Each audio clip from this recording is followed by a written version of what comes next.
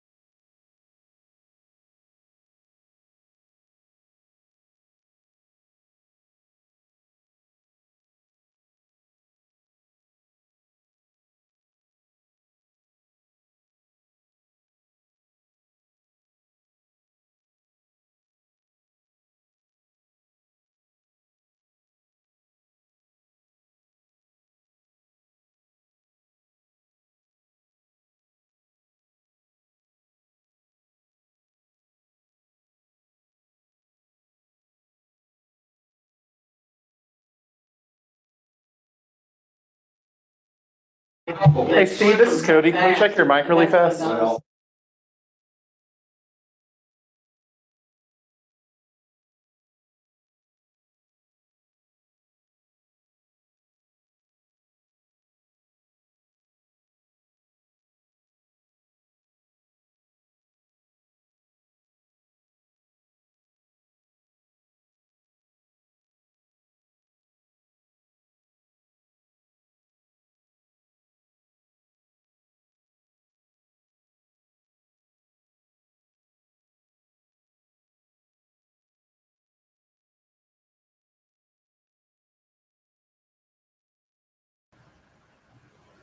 I'm sorry, what? We just wanted to check and make sure we could hear you. Thank you.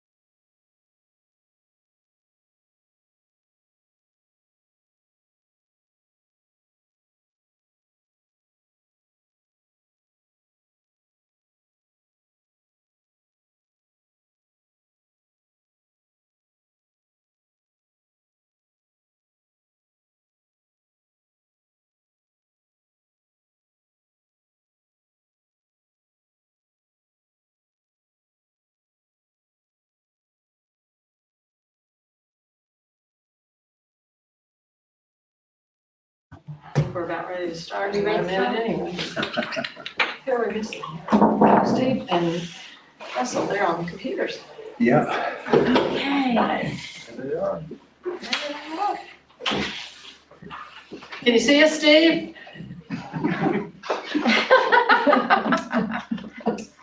Can you hear us, Steve? Hello?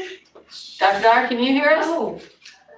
Are we ready? Are we starting? No, but I was just checking. Somebody asked me a question to ask. Are we going to allow international students to enter Cleveland City Schools in the fall? That'll be a good question when we get Dr. Dyer and Dr. Okay. Elliott and Yeah, I had, everybody geared up here.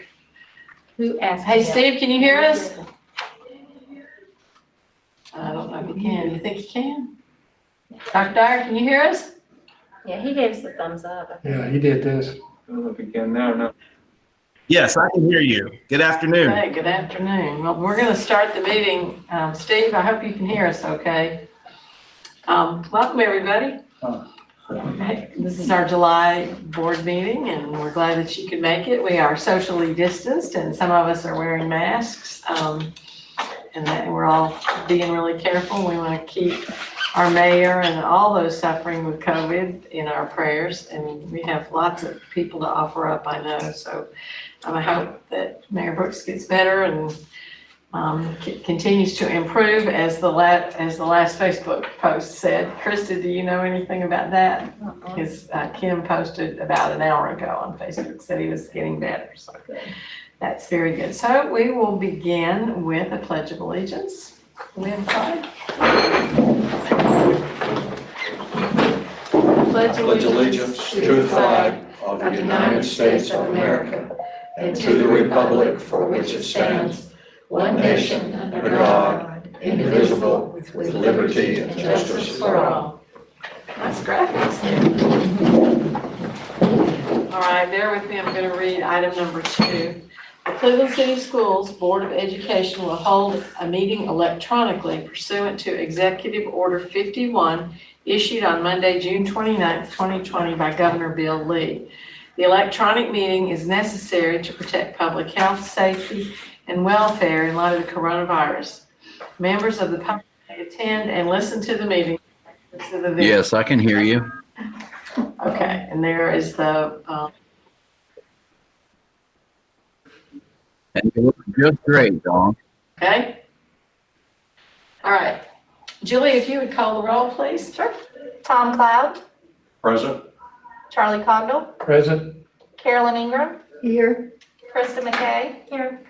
Steve Morgan. He is here. He's here. I have to verbally hear him. I think there must be a delay. Yeah. Okay. Peggy Pesterfield, Here. Don Robinson. Here. Okay. Okay, board, we have the consent agenda that includes the approval of this regular agenda, approval of the minutes from the June 1st board meeting, and approval of nomination of Carolyn to be our TSBA Southeast Director nominee. So I need a motion and a second. I can hear you. Motion and a second. So moved. Peggy made a motion. Second? Second, would you call the roll, Julie, please? Peggy Pesterfield, Yes. Charlie Cogdill, Yes. Carolyn Ingram, Yes. Krista McKay, Yes. Don Robinson, Yes. Tom Cloud, Yes. Steve Morgan.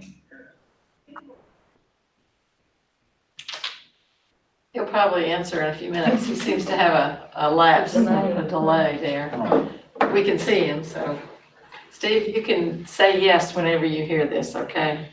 All right, we will move to the regular agenda, and we're going to turn this over to Dr. Dyer. Can you hear us?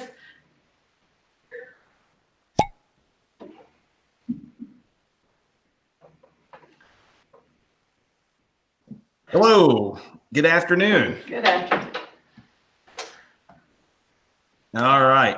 Well, good afternoon. Today, as you can see, I am working from home. I am actually waiting for my own COVID-19 test result to come back. I feel fine, but out of an abundance of caution, I did take the test last week. I am following our Cleveland City Schools protocols to make sure that no one else is infected if I am indeed infected, which I don't believe I am. So I'm just waiting on the results. It's taking a while right now. And just as a reminder to anybody watching today, that Governor Lee does encourage everyone to get a COVID-19 test regardless of your traditional symptoms that you've been reading about. So it's great to be with you, even if I'm not physically there with you today. Today, we're going to be reporting out and asking for your input and asking for your support by vote of the reopening and continuing learning plan for Cleveland City Schools for the 2020-2021 school year. The plan that you're going to have for you today that's going to be laid out for you, it's important that you know not all parts of it are static. There are going to be pieces of this that as new guidance comes down from Tennessee Department of Health or Tennessee Department of Education or the CDC, some of these things may need to modify or change in some parts based on new guidance that comes down from those type of organizations. So I want to say that on the front end. However, what we're presenting to you today is based on the latest research, the latest guidance that we have. Now, tomorrow or next week, that could change, but as of now, this is where we are. So I do want to make that clear on the front end. As we go to the second slide, there we go. The reopening task force has been hard at work over these last few weeks. Yep. Dr. Elliott has done simply an outstanding job leading this effort and pulling together the resources and the folks that need to be put together in order to come up with a plan that is as complex as what we have. So you can see here we have folks from all different grade spans included. We have people, I'm not going to go through all the names because they're on the screen in front of you, but we have business, we have elementary, we have ESL, special education, a lot of different folks that need to be at the table to be heard based on what happens in their part of the overall organization is really important. So this reopening task force has been a really big piece of this puzzle. And these different groups have really fed into the plan that we have developed and we'll be sharing out today. There has also been a teacher focus group, and that group has been a group that has been able to, from our teacher point of view, give input into this plan as well as survey information from our parents and from employees from all different parts of Cleveland City Schools. We go to the next slide.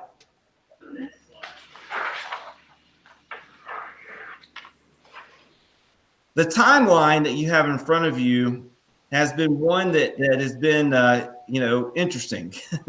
As you know, last March, after spring break, we did not return to the normal school setting. We basically took a week to regroup and to figure out the plan for the rest of the semester, and then hit the next rest of the semester hard in a very non-traditional format. As we prepared for this coming fall, we knew that it took a lot more planning and time, and we had that more than we had to plan for the spring.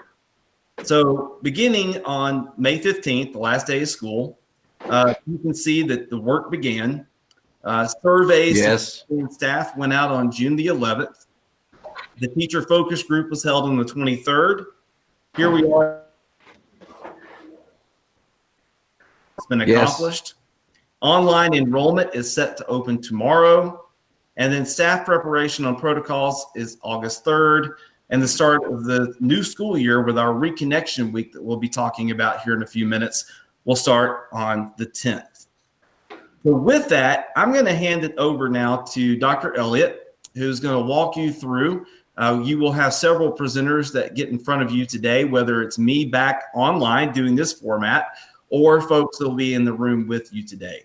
At any time, feel free to ask questions, give us input. We'd love to hear from you as we go through this today. So thank you. Can you hear me now, guys? Yeah. I think there was a delay there. Can you hear me right now, Steve? Let me try to. think there's a delay. Mhm. Cody's controlling it all. So. All right, well, we'll go ahead and go through some of the parts that we're going to take a look at today, and appreciate the time that we have. And I just want to reiterate what Dr. Dyer was saying, is that we had a team that's really been working diligently over the last few weeks here, and putting together a lot of information and gathering and kind of looking at what other recommendations are coming down, and just kind of looking at the big picture, along with hearing from our teachers. Again, on June 23rd, we had a virtual teacher focus group to get some input from our own teachers, as well as getting the results from our parent surveys and families and staff surveys that we sent out earlier in June as well. We wanted to start off with, the very first part was about the calendar and how the school year would play out, because one of the things we were looking at is, well, how are these days going to play out? What is the expectations from the state level? And so as we looked at that, we started talking about the academic calendar.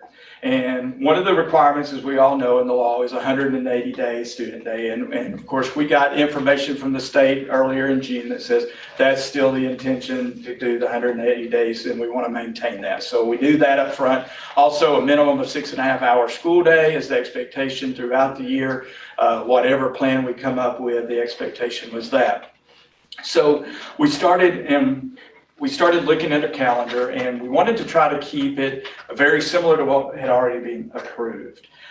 However, we knew that coming out of a break such as this, 5 months since spring break into August, we needed an opportunity for our staff to come back, regroup, reconnect after being away from the building for several months, and then also a time for us to reconnect with our families and our students in a special way. So we adjusted the calendar a little bit, and a couple of things that you'll notice in the calendar adjustment is August 3rd was originally going to be our abbreviated the first day of school in the calendar.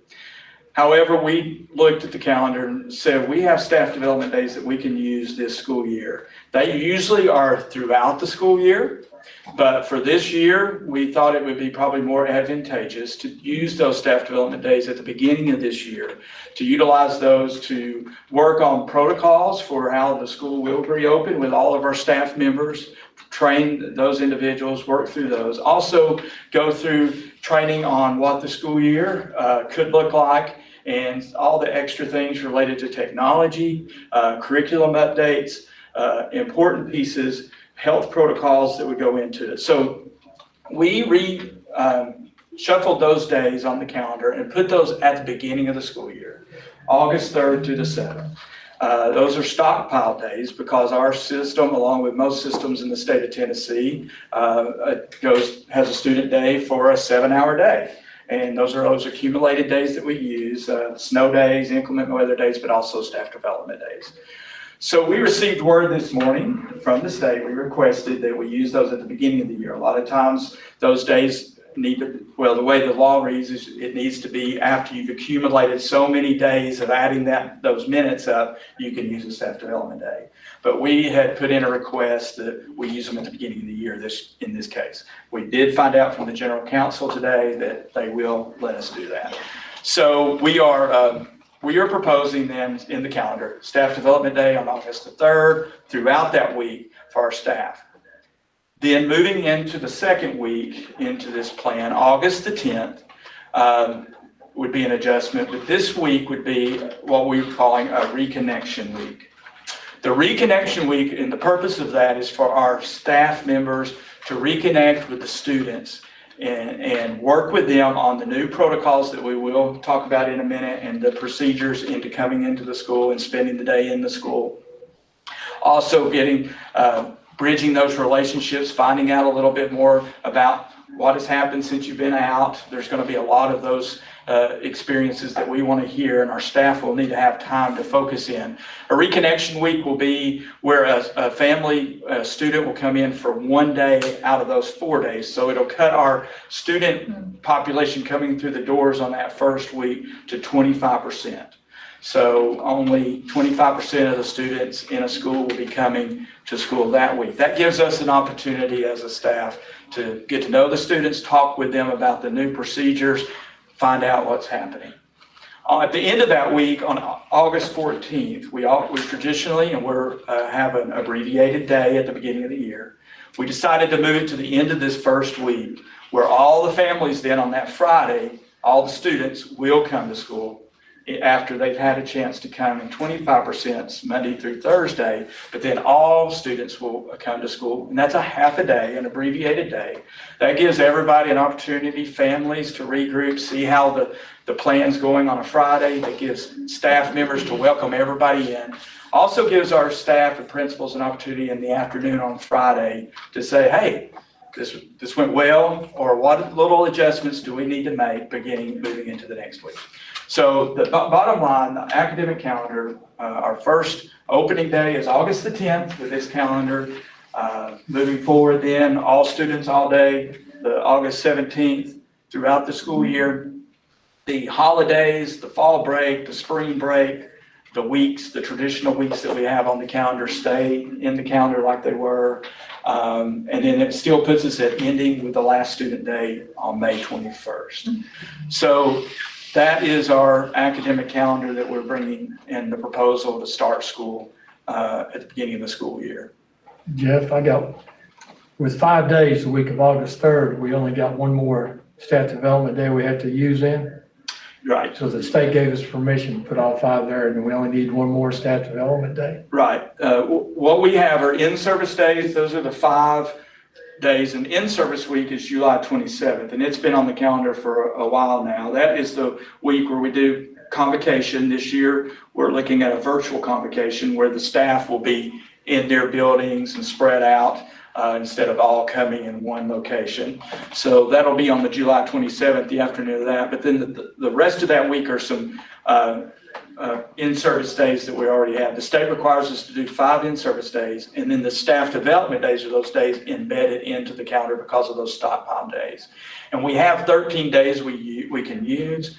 We saved several of those days for inclement weather days. But this year we're proposing to use 6 of those to cover the 5 at the beginning of the year, and 1 of those is for online training that we do each summer with Safe Schools protocol that we do each year, and then we get credited that Monday before Thanksgiving once all our staff members have completed that online training there. I So like keeping all the holidays the way they were scheduled, because I'm sure some parents have already got plans, That's a good idea there. well, that was one of our concerns, and some of the feedback we were getting from families is some of it had already made some plans, which they might still be limited of traveling in some cases. However, we're not sure how the year will play out in that regard. So we wanted to guard those as much as we can, as long as we could keep the integrity of the academic year as close to as possible as we could. So this is the plan regarding the academic calendar. Well, Charlie, that's a good point, because we've been approving 2-year calendars. So they might have had this calendar 2 years ago, and so they might have plans, even if it doesn't involve a long distance travel. It doesn't mean that families aren't doing something. So great, well, looks good. Okay, Jeff? Yes. I don't know if this is the best place to ask this question, but it does involve the students that we would accept. I had a question from Dave Griffith, Sue Griffith's husband. It said, do you know if the city's high school will be accepting any foreign exchange students this upcoming school year? The Youth for Understanding organization, which places exchange students throughout the U.S., wanted to know. So they would need to know the calendar and pretty quickly. Yeah, we met yesterday about that, and we are making the decision that we are not going to accept those this year because of a lot of the travel concerns right now and limitations. We believe it could create some hiccups in their learning during the year. So right now that's where we're standing, is that we're going to limit that for this year. Okay, do you know if the county is doing the same thing? I don't know about that now. Not sure. So.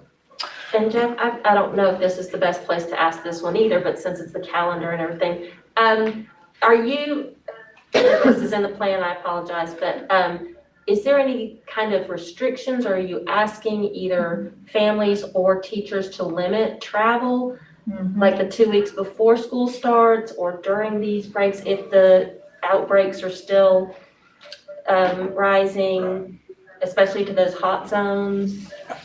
we've discussed that, and there's certain protocols, and if we can defer that for a Okay. minute, That's fine. we'll get into that a little bit into the Human Resources side in just a few minutes, because some of that plays into that as well. Related to staff, I don't know that we've necessarily talked about it in regards to students, but certainly with staff, we've asked them to be aware if they travel to certain locations, they could be required to quarantine. Thank you.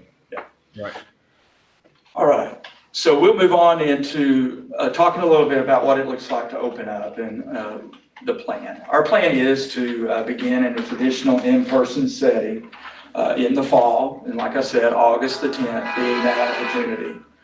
And so for August the 10th, like I said, we would have Reconnection Week, and I want to kind of make this clear for families who might be listening or looking. So August 10th, we're talking about families who have the last name of A through D. That would be their day on that Monday to come on a regular school day schedule. August 11th, if your last name is E through L, beginning with that. August 12th would be families with the last name M through Q. And August the 13th, on that Thursday, would be last names of R through Z attending. And then again, like I said, August 14th, students come on that abbreviated, all students come on that abbreviated day. And classes begin fully on August 17th. But a traditional in-person setting would be coming into school, but of course, we're going to have several mitigating factors. We met with Brittany Hopkins. She came to our reopening task force meeting. We've had conversations with her. We've been following other guidelines from the Tennessee Health Department to CDC expectations, and we will be putting in several mitigating factors, such as temperature checks at the door. We're going to have staff members helping us do temperature checks at the front doors or the back doors where the students enter when they come in, to make sure that we are keeping everybody coming into the building fever-free. And that's our goal there for that. That's one of those mitigating factors. Another mitigating factor is we will have our staff members wearing masks. We have masks that have been on order. We have some that have already arrived for our staff members. That will be expectation for them to wear those, because we know there's going to be interactions with students that will be within 6 feet distance in that case. Now, we are looking at alternative coverings other than just the traditional mask, especially for those elementary teachers and special education teachers, so they can understand the teaching of the pronunciation of the letters and sounds and those important pieces. But those are some of those mitigating factors and there's a list that you always see and we hear. We'll go through the hand washing protocols and sanitizing, and we'll have those products available in each classroom. Mr. Taylor Howell has shared with us through our meetings that he'll have that provided for classrooms and students to have access to that. Jeff, how often will the temperature checks be done? How often? How often? Okay, each day when they come into the building, and then we will, we put in the plan that we'd like to do a midday check as well on those. And so that would be the idea on that. One of the things, all those mitigating factors going into place, we'll do everything we can.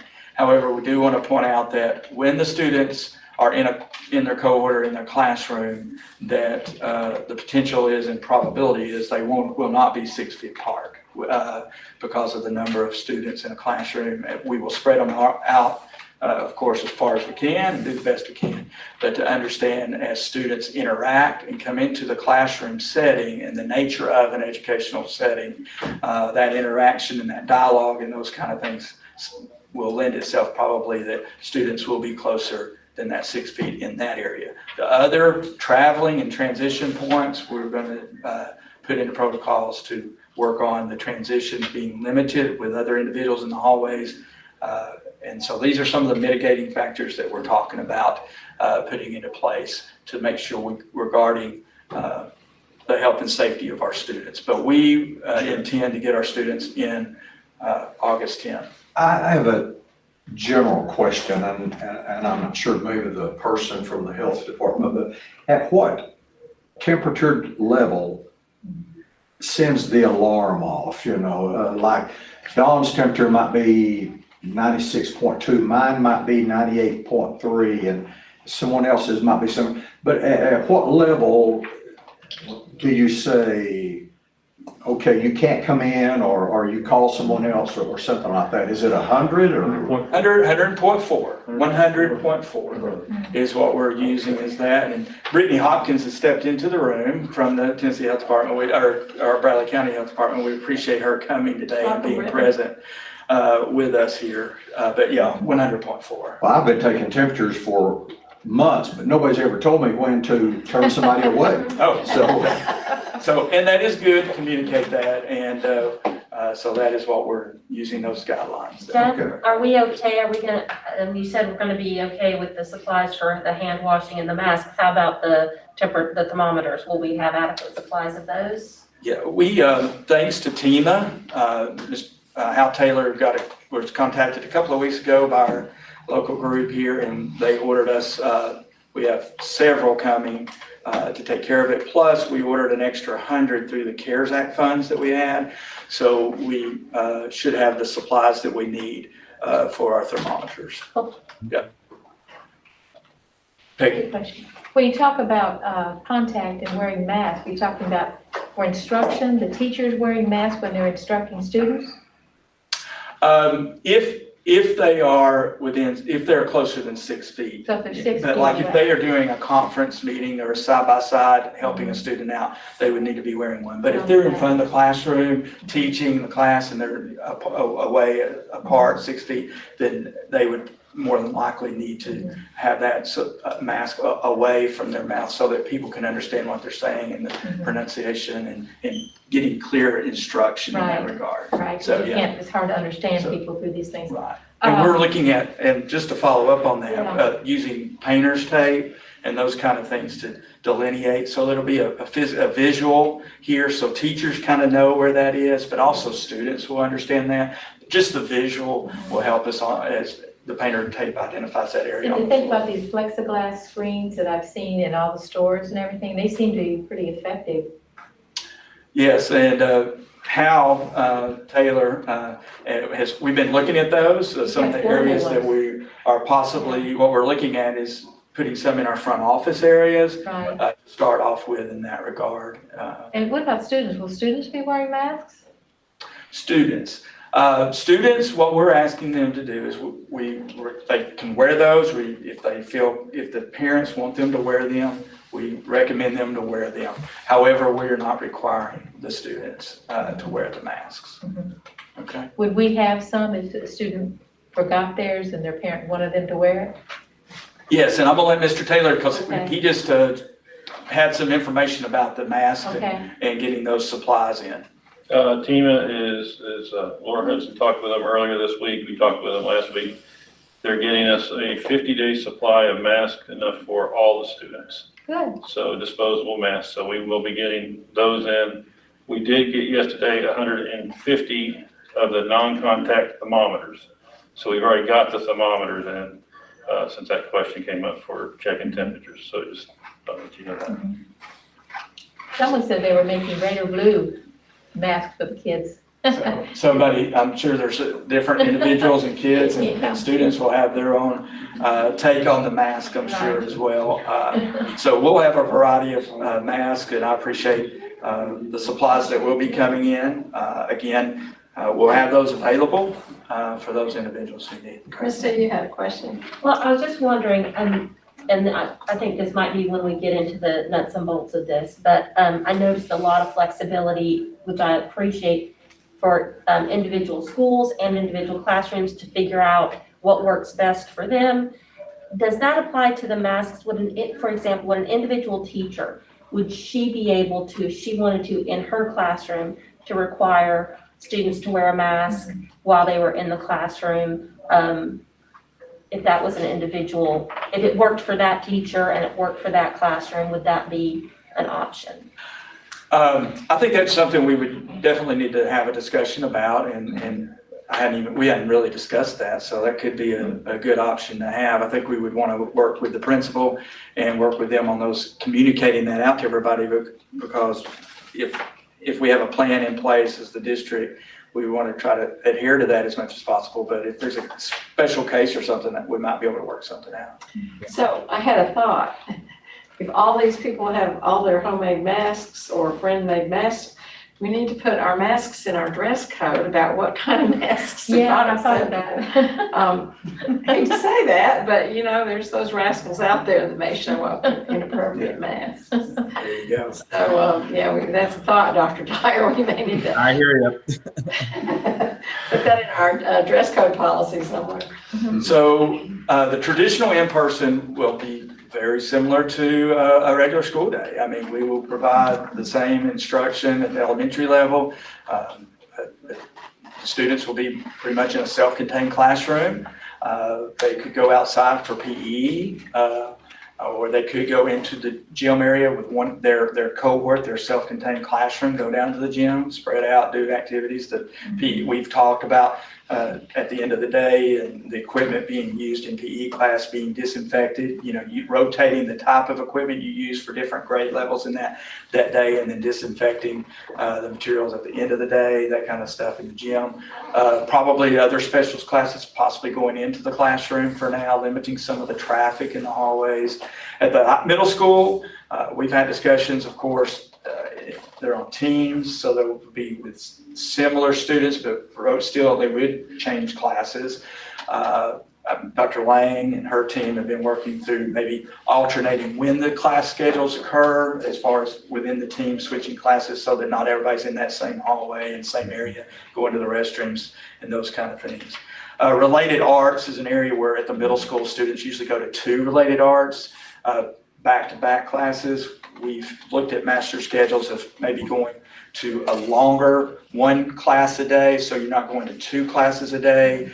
So you have that same, and then so an every other day or an every other week is what they're talking about right now, kind of schedule, so that you're still getting pretty much the same amount of time, but you're not going to 2 classes a day when you go out, you're going to 1. That limits the number of individuals out in the halls and schools. And then at the high school, of course, go into your classes, but some of the traffic walk patterns when you change hallways, if you've been in Cleveland High, which we all have, going around that main hall, you can do some one-way directional movement for class changes so that there's not a lot of passing of individuals, and some things like that have been thought about and working towards regarding that. So the traditional in-person is one option.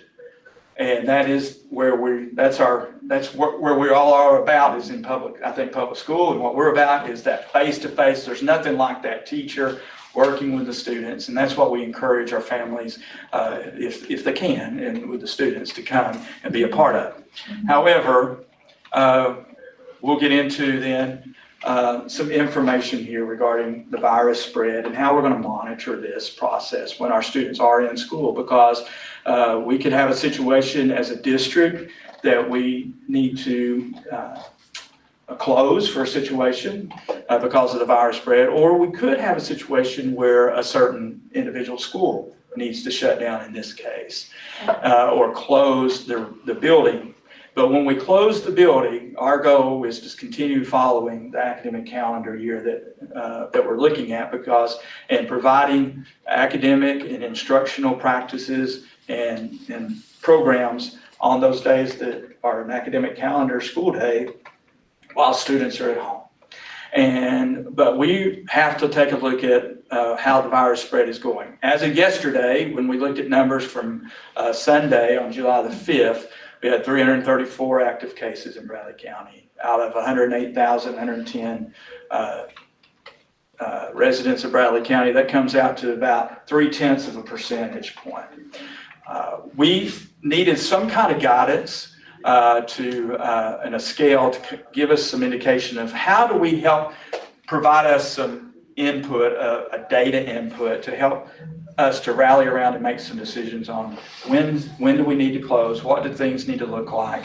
And we will be using Bradley County Health Department. We'll be in contact with them when there's situations that arise, possibly a situation that might arise in a school, how that is spreading in a school to make some individual decisions. We'll also be seeing how the the rules and regulations are going in our county. If there's a new county ordinance or a state ordinance, we'll definitely have to follow those. But our idea here is for the county active cases that we monitor that on a daily basis by looking at the data and monitoring that. In this case, where we are today, we would be in this yellow zone, in this middle zone, and that's what we're talking about here as far as our reopening plan, is to reopen in this yellow zone where we're all the things that we're discussing right now and the factors that we're putting into place is a plan that we're talking about right now in that yellow zone. So questions as we move forward through this? Jeff, if, I know it's gonna be hard to find substitutes if the teacher gets sick and they have to be out for like 2 weeks, like Dr. Dyer has to be inside for 2 weeks. Is it possible to Zoom the class? The teacher could be the teacher and instruct the whole class. Do we have the facilities to be able to do that, or the equipment to broadcast a class online?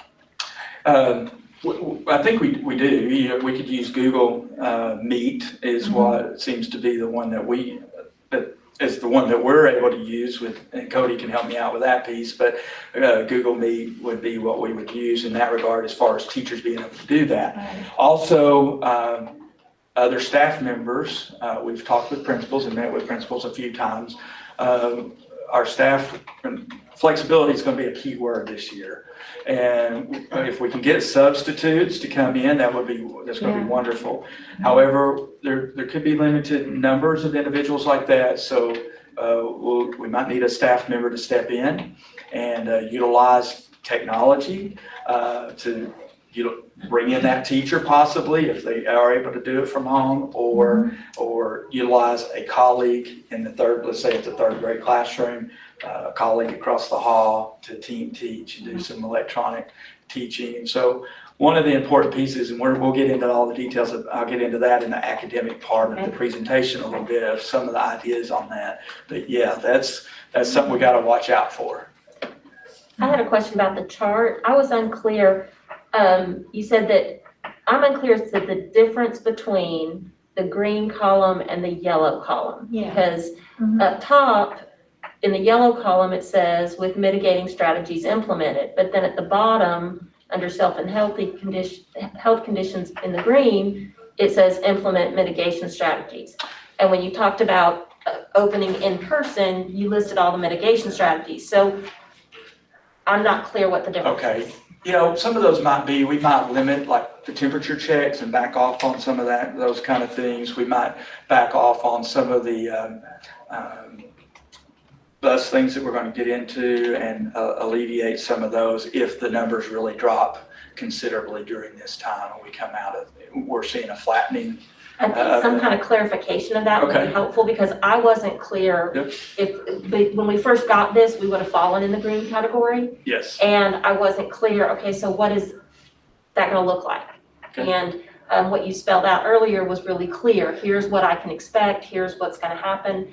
And I think having that same clarity would be helpful, especially for parents when they're considering what's going to happen. Okay, sounds good. And so to follow up on that question, when I was reading the classroom plan for the classroom teachers, that all the children are supposed to face the same direction and be as distanced as they could be in the classroom.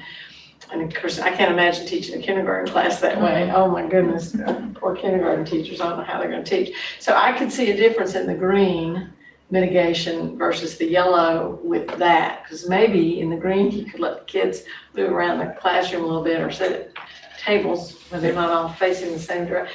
And that's one of the things with the guidance documents that we've looked at and it's in here in the Tennessee State Department, is there are those guidelines, but when they're in that classroom, there's going to have to be a little bit of flexibility and families and I've watched students out and about even the last month and interaction out in social environments, and it is going to be very difficult to keep the 6 feet apart. So we're going to use this as a framework and follow it as close as we can. But we I guess understanding the nature of a student, when they're in that classroom learning, we want to provide them as normal of an education, but also keeping the health protocols into place, and it's a balance for sure. Yeah. I just think some clarity of that is Sure. that the difference between the green and the yellow was very vague to me. It seemed like both of them were primarily the same. Right. I think it's the level of mitigating strategies you're putting in place, so we can probably clear that up. Yeah. It's probably clear for you guys, but it wasn't, for Right, me, it exactly. wasn't clear. With Brittany here, I mean, is that, you see what they're saying, do you agree with that? I absolutely do, and as I sat here, I thought maybe quantifying the number of mitigation strategies, like say, and I'm just throwing a number out, this isn't, I've not looked into the number that you're actually going to use, the strategies, but say in the green, you would say we'll use at least 3 strategies.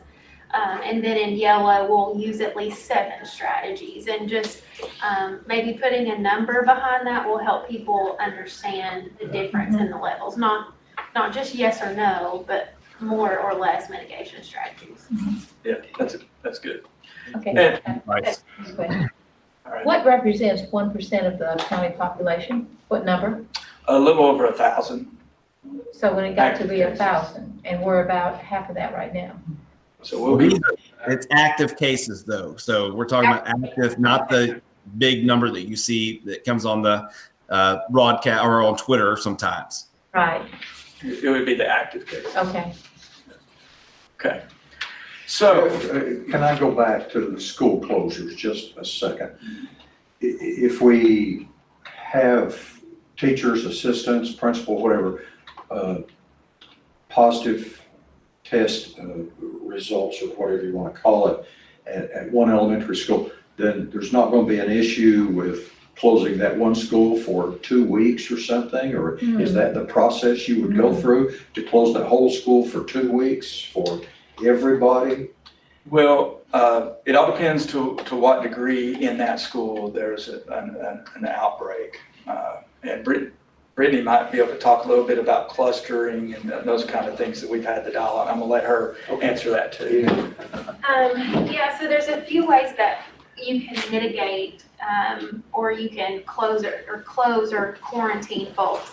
If it's an individualized scenario, you would just quarantine that person and those that you come in contact with, which could be 1 or 2 people.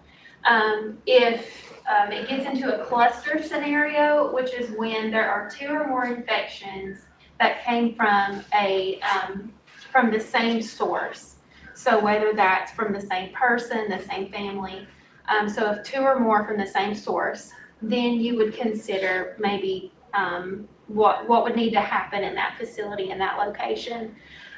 Do you need to look at the whole entire facility being closed down, or just part of the facility being closed down based on whether it's a cluster or not? Also, with some recent guidance that we were just given yesterday, actually, another type of closure may not need to be for that 2-week period. Maybe it's for 2 to 5 days in order to give the Department of Health time to come in and identify contacts. So maybe there's only, we've identified 2 or 3 contacts. Maybe we just need to identify 4 or 5 more, and we can establish that the rest of the facility could be at a low risk. So then we may just need to close the school. And it says right here, schools may want to close temporarily, say 2 to 5 days, to allow contact tracing. And so there's different levels of closure. You can't always say that, oh, it has to be for the 14 days. Yeah. So there's different levels of closure as well. And how do you, I don't remember your words exactly, but how do you go about what you said a couple of minutes ago? If you've got a student that comes in that's temperature is high, they test positive or whatever, how do you go about tracing the source or whatever you said a couple of minutes ago? Yes. Or the teacher or the assistant or who knows, you know? Sure, that's a really great question, and I always enjoy being able to share this with folks because it helps the pandemic and our investigation efforts make more sense. Mhm. So when a student would test, or say they come in with a temperature, you would probably want, your leadership would probably recommend that not only that student leave and go home, but also seek a test for confirmation. Yeah. If the student does come back positive, then that positive lab result is sent to our Department of Health. The Department of Health contacts that individual, in this case it would be their guardian, if it's a minor, and they do an investigation. They begin to ask them questions, who have they come in contact with, and this is key, 48 hours prior to the onset of symptoms. So if they begin symptoms on Sunday, they showed up on Monday, got the test on Monday, and upon our investigation, we find out they actually started feeling unwell Sunday. We go back 48 hours from time of symptom onset. And then anyone who has come in contact with that individual within 6 feet for greater than 10 minutes becomes a contact. And we will then ask for that information, whether that's a teacher, whether that's an assistant or other students. We will ask for all of that information and the contact information for that individual as well. So then we turn around and contact those contacts. We give them a call and let them know we understand you've been in contact with someone who's positive for COVID-19. We don't tell them who that is because that's a HIPAA violation, but we just let them know that they've come in contact. They're going to need to quarantine for 14 days, and we would recommend they also get tested, especially if they begin to develop symptoms. So that is our contact tracing system. They would have to develop the symptom, or they would have to test positive before we step in. Yeah. But we go through all of that. The Department of Health begins contacting all those people. So the schools don't do that, just the Department of Health. Correct. Now, we appreciate the school's help, and if the student identifies that they have been in the facility during their contagious period, then we will reach out to the schools. We do that with workplaces. If we find out that somebody has been contagious in a workplace, we reach out to that workplace, let them know the situation. We ask for the positive individual's permission to speak to their HR, and then let them know you have a positive, and we will guide them through that process. Can you help us make sure we know of everyone who this person was around? So we've spoke about kind of knowing who's in a classroom is very, very important, because for contact tracing matters, if we can have a list of who's in a cafeteria at a certain time, or who is in a classroom at a certain time, that helps expedite the contact tracing process.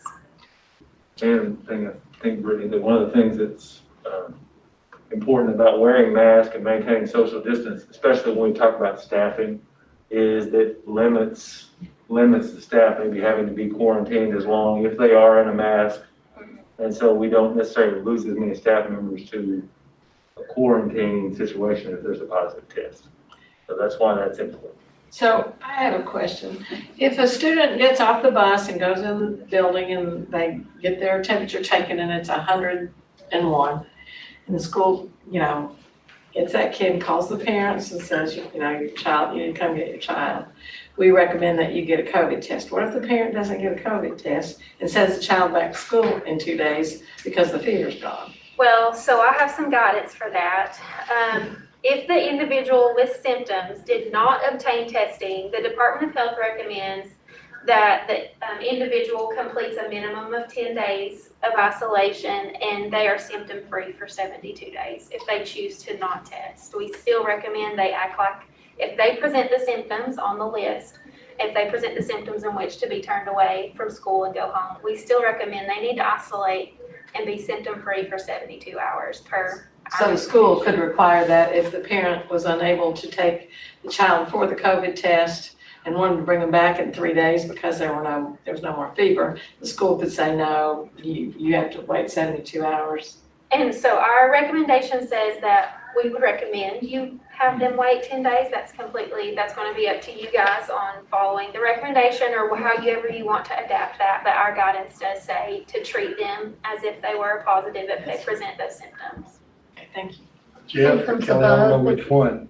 Our nurses would not be able to do the test, would they? School nurses? No. No. Now, the nurses can utilize telemeds, and they can check on like flu symptoms or strep and those traditional other type of illnesses. They can do that, so they could identify that. But as far as the COVID testing, that would have to be elsewhere. Don had a great question there. They could get it at school, but our nurses cannot do that then, right? That's right. Okay. So you said that the 10 days would be if they didn't get testing based on a fever and other symptoms, or just a fever alone? No, it would be the symptoms that on our list, and the symptoms we have for students in particular, which can be a little bit different than an adult. You've probably heard a little bit about that. The most common symptoms are the temperature above 100.4, cough, and shortness of breath. Some possible signs and symptoms, which I'll present these to you guys, and you can decide if you want to recognize these possible symptoms: diarrhea, abdominal pain, malaise, fatigue, rash, and loss of sense of smell and taste. If you also want to consider those, that's up to you guys as well. So as we go through the next few weeks, our nurses will definitely be having, these trainings, setting up these protocols, and putting that out there, along with training with our staff members of what to look for and to be prepared to understand. And that's part of this beginning of the year staff time that we're going to have, is to understand and talk through these questions that we're asking, even and discussing today, to have a clear understanding, as clear as we can at this time and day and time, of what we're looking for. And so I appreciate, and we're going to rely a lot on the health department for sure, and they'll be helping us trace these situations that do occur. So it could be, to go back to Tom's question, is one school could close down instead of all the schools. And in that case, it would be kicked in that our teachers would still be expected to be teaching our students. We would utilize the online platform with all the students that we could. However, there could those who are limited to the technology for different reasons. Our academic team's been meeting, working through. We're going to meet with teachers a little bit more in detail as we get closer to the beginning of the school, but providing some instruction through paper copies, getting them to them in the homes, and making those connections to make sure the teacher is in contact with the student on a regular basis to keep those academic days going, even if the building is shut down. Not school is shut down, but the building is shut down in that regard. So I see a child presents, I'm back to my child getting off the bus with fever, and they get the COVID test, mom and dad take them, but they don't get the results for how long? I mean, they're gonna have to stay home until the results from that test come back. But then if it's negative, they can come right back to school if they're symptom-free, otherwise. Yeah. Okay. So it sounds like they'll still be out a week or so, just waiting for testing. Well, we have had at the health, I can speak for the health department, our turnaround time has been pretty good lately. Within the last week, our turnaround time has slowed down. And when I say slowed down, it's gone from 2 days to 4 days. Okay. There was even a period of time where we were almost able to call somebody back the next day. So we think that hopefully as we progress through this, right now we're just seeing such a large volume of people, and that's why our days are a little bit longer. But hopefully in a few weeks it'll slow down and our test time comes back to about 2 days. But I would anticipate with both the school systems opening, we'll be back to that same scenario. You may get swamped again. Yeah. Mm-hmm. But you're saying 4 or 5 days is probably the max. Oh, yes. Yeah, we're calling people, yesterday we were calling people who tested on Thursday, if that kind of gives you an idea. Okay, very good. That's very good. Will the telemed program be able to test kids, that bus that comes? No, the Caramobile, no, Caramobile? not for COVID, no. That's too bad. Yeah. But will it be able to for strep and flu? Because if they can The identify other those. diagnosis, and that will help us kind of Yeah. delineate what we're talking about, and especially when the flu season comes around. Could you have both? You possibly could have both. Yeah, I'm sure, I guess you could. In theory, yes. That would not be a So good time. these are the situations that leads us to the next piece of this. And as we open in a traditional setting, we would possibly be into that situation where the students who have attended in a traditional setting, if we do close the school down or the district down for some reason, we would call that traditional setting, but at home situation. And our teachers would still be expected to deliver instruction throughout the day, utilizing platforms such as Google Classroom or Canvas, the learning management system at the secondary level that the teachers use to provide, and following the master schedule that they daily follow for like the middle school. If they go to second period, then at 9 o'clock, then at 9 o'clock that morning, the students are at home, they'd be expected to log on and follow that type of schedule. At the high school, the block schedule format, the times whenever their master schedule is, they would log on. Elementary, there'll be some training that would need to happen. This is, again, that beginning of the year, the importance of when the students come to school. Some of those early protocols during those first few days are going to be saying, now, this is our schedule. If we are out for a certain amount of time, then understand that at 8 o'clock every morning, we do, or 9 o'clock every morning, we do our English language arts class. We'll be on and show them how to do it and work through that. So we will also have guidance on our CCSatHomeLearning.com website that we utilize. We will update that with a weekly pacing guide for our core curriculum and some other areas that have the standards and a week-by-week plan of what we're doing, so that at any time, if a school is out, we're ready to go with that. The teachers can pull from that, have it to go off of. Families can see what we're doing and access that as well. So we'll definitely utilize that type of format. So that's all the traditional format. That's what we're looking at for the year, for a traditional setting for those families. When we get them registered, come on in. Hopefully we'll see them face to face in as many days as we can this year. That's our goal. But if we can't, we will provide academic opportunities on those other days during that 180-day calendar. So, Dr. Elliott, we're going to give laptops to 3rd through 5th graders, I understand. Okay. Did I get ahead of you, or you? No, you're right on it. Okay. We're right there. You're right ahead. But they won't be available when school starts. Is that correct? So one of the ideas here is, as we came out of in the spring out of all this, and we were ending the year, we said we want to provide as many devices as we can to our students, because we saw a positive return pretty much at the middle school level and the high school by having the students have the devices, because we've done the Blade project now for 2 to 3 years and having the devices in the hands. So we used, as the CARES Act funds came available and we saw what we could utilize it for, and technology and connectivity was an important part of that, we were able to utilize those funds at that point to put in a purchase for 3rd through 5th grade Chromebooks. We wanted to extend that Blade project down as far as we could to the elementary level. We put an order in, and along with a reorder of our lease for our 6th through 8th grade students. Our 6th grade, 3 years ago, it's hard to believe we've been that long, but our middle school lease came up this spring, and so we resubmitted and placed a new order for those. And I'm gonna kind of let Dr. Raper chime in here, because he's been working really diligently on this, kind of the details real quick about that piece. Yeah, so we've ordered 2,900 devices across grades 3 through 8. And then, of course, the high school will still have their devices that were originally allocated to them. There's a global Chromebook shortage right now, which I'm sure isn't a surprise to anyone because everybody's ordering them.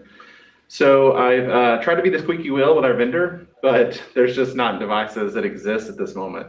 One good thing for us is we placed an order for all 2,900 devices, so almost 3,000 devices. And vendors are filling stock based on order size, is what I've been told. So that puts us ahead of a lot of people who've ordered 50 or 100 or 500. So at this point, we're looking at hoping to get those sometime in late September to get the devices in. I have a question, Cody. At the end of the year, did you not request all of those from the students to be turned in? How was your recovery rate on that?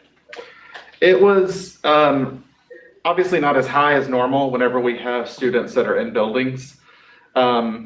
So we still have some that are outstanding, but it's largely negligible. Okay.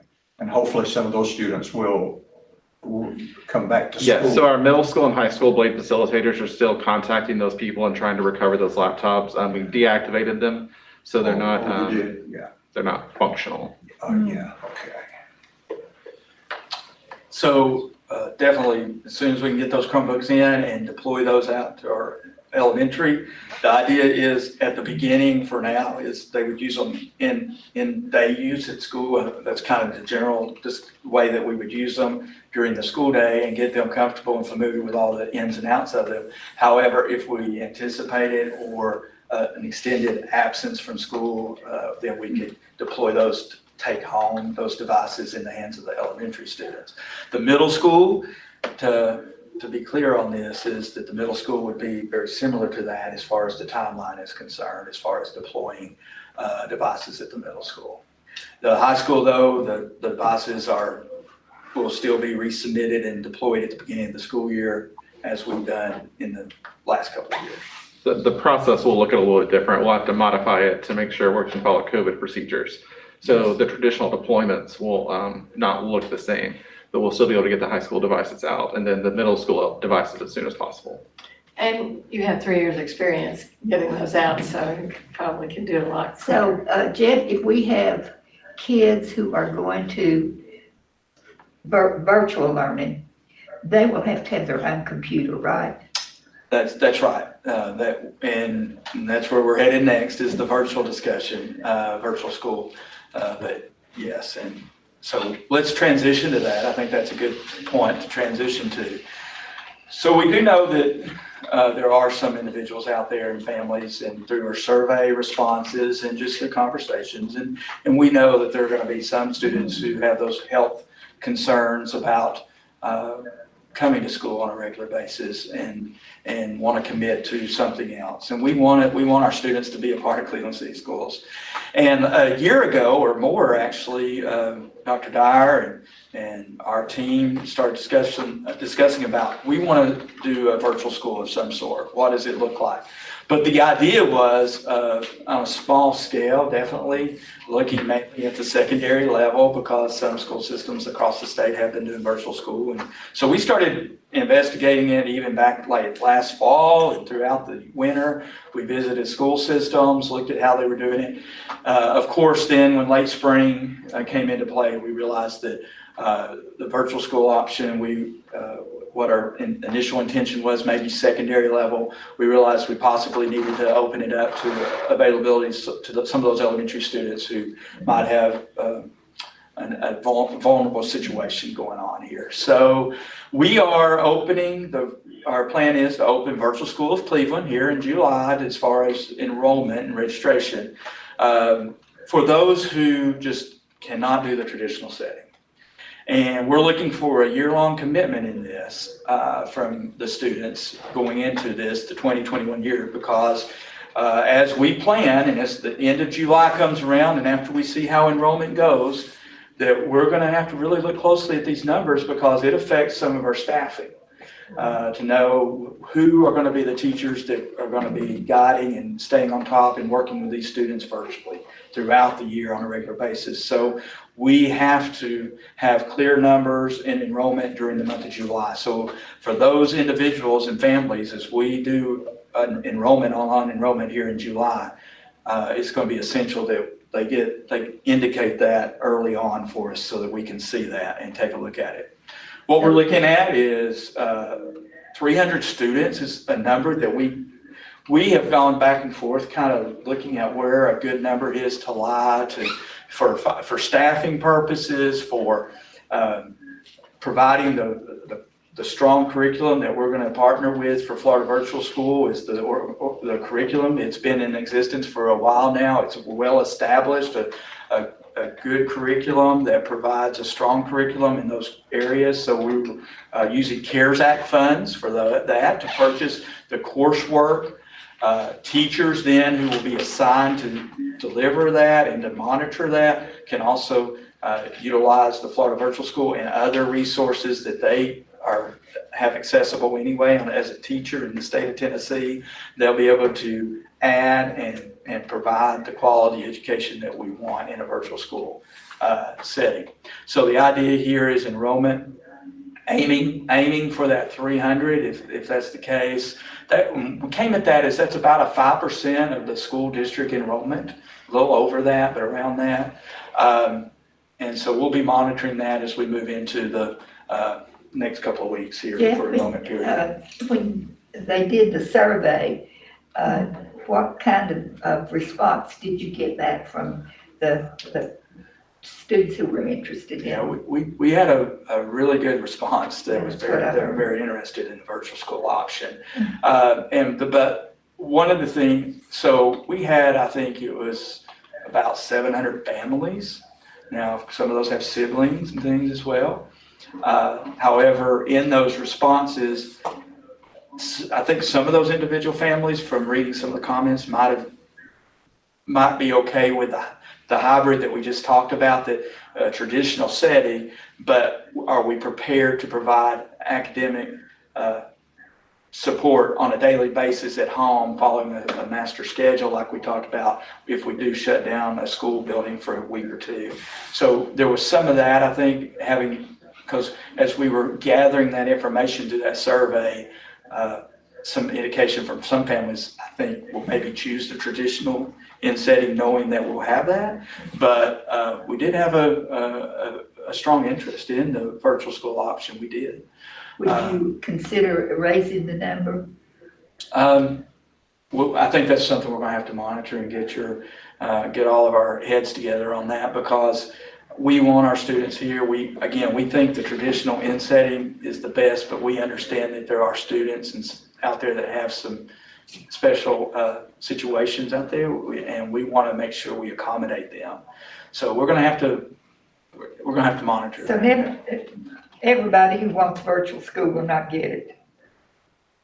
It's hard to tell based off of the response to the survey, because I'm not sure after they hear what our plan is, which we're talking about today, we'll just have to monitor. I think a key piece of that, Carolyn, is that virtual school, their perception of what virtual school may have been in the spring may not be what Cleveland City Schools is going to be presenting as the virtual school of Cleveland. Yeah. So I think it's really important as we get into registration in that period of time, those people are making that choice, that they understand what virtual school will be like moving forward.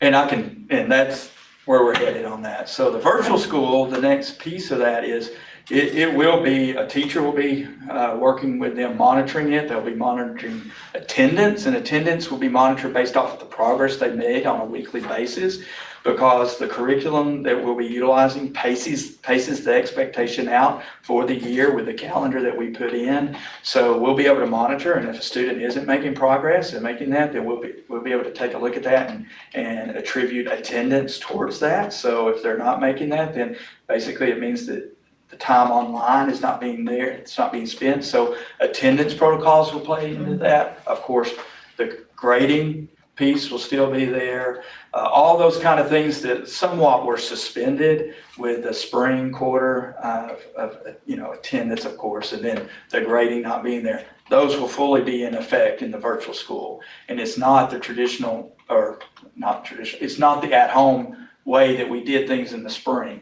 All these days, there will be accountability to it. So those are some of the things that we want to be clear as we're presenting this today with the virtual school, that it is more than what the spring quarter was like. It's going to be a daily accountability for that. I don't understand the staffing for that, but we could get into that later, because I know it could be very involved. I just don't understand.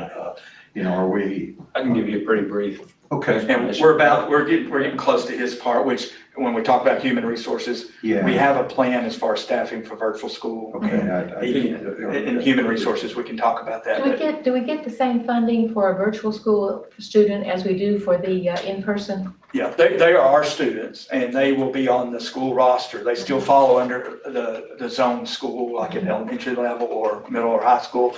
They still follow under theirs and the responsibility of their school. They'll be expected to take any tests that the state offered that we are provided. They're expected to follow all those kind of guidelines as well. We will definitely they'll have to follow those, but yeah, they fall on the school roster. A few weeks. Setting this up could be quite expensive, getting started. Yes. You got down there, they have to remain all year. We also gonna put them, they have to provide their own device, right? Yes. Is that listed somewhere so that parents will know that, or? Yeah. The next slide is, what we're proposing to put out there, that students will have to have access to a laptop or computer there under the eligibility column. Requirements, again, that attendance piece is there. There's gonna be progress. We're gonna be checking work and assigning grades to teacher on a regular basis. There'll be an instructor, any state assessments, and also district, benchmark tests that we do. We will be giving those so we see the progress being made, like we see the progress being made with our traditional in-person students, and the completion of all the courses that are designated. Our enrollment period, after we work through this plan and make any updates after today, our plan is to begin enrollment online July 8th, tomorrow through the 22nd. That's for everybody in Cleveland City Schools. That's for those students enrolling for saying we're coming back, traditional in-person. But it's also, if they get online, enroll to check the box saying that virtual school is the option, and they enroll too. So over the next 2 weeks, we'll be monitoring that enrollment process and looking at who's coming and what A they're few doing. years ago, Jeff, when virtual school first started, especially in this area, it was a joke. Yes. I mean, kids. There were a lot of concerns, and there still are a lot of concerns in a lot of ways. However, the great thing that we have noticed as we visited other school systems, and some that have been well established in this for a decade now with virtual school, they have worked a lot of these situations out, the kinks out. But I think the key to this is training, which we have training set up starting next week with our leadership team, and then training as soon as we identify the teachers at the end of the month of July to get during that staff development week. That's crucial. That's another reason why we need that time, is to do training, because the teachers are going to be dedicated to these students to stay on top of it and to monitor it, and it will be a full curriculum at each level. The elementary level have the core math, science, social studies, English, along with PE, technology courses, art courses in there. The middle school will follow a middle school and related arts type schedule. The high school are course-driven, credit-bearing coursework that's been approved. I think our challenge will be, people had some virtual schooling this spring, and a virtual school is not going to be similar to that at all. Dr. Dyer said 6.5 hours at the computer at home. And so I think our challenge is communicating that to the parents as they're looking whether or not they want to sign up for the virtual school. I just have a hard time thinking about a kindergartner being taught virtually. And we've had a lot of discussion about that. And again, we go back to the traditional in-person setting is huge. And if you read if you've seen a lot of the research and the guidance documents out there from different organizations, especially the early, those foundational pieces are huge to be in person to work through those things. So while it's not the ideal option, it is an option for those who might need it. Dr. Dyer, chime in. Dr. Dyer. Hey, yeah, I wanted to chime in. One of the reasons we wanted to keep our numbers a little smaller too is we want to do this with fidelity. We want to make sure, since we have never really branched into a true virtual learning school, we want to make sure that when we get into this, we're doing it the right way. We don't want to make it so large that we lose somewhat of the control of it and it gets out of hand. So that is one of the reasons we landed on that 5% number.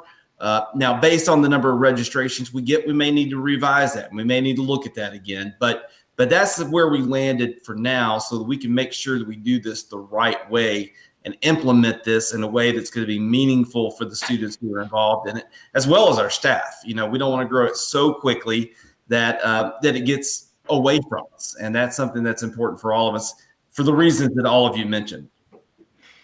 So I had a question. From what I can see and what you said, is it correct to say that for the virtual school, there's not going to be synchronous learning, that they're not going to have a set time on a day or hour that they are supposed to be online for a The majority of it will be asynchronous, where the students will self-pace themselves and go through the curriculum and their option. However, there will be checkpoints and times to have that help with the teacher to check in and to work through making sure they're staying on pace, understand the work that they're doing, to keep them in that. But as far as on a regular time basis, a majority of it and a lot of it is self-paced, yes. Are they going to be able to, from the teacher standpoint, is it still kind of broken up, like you said, on a weekly basis?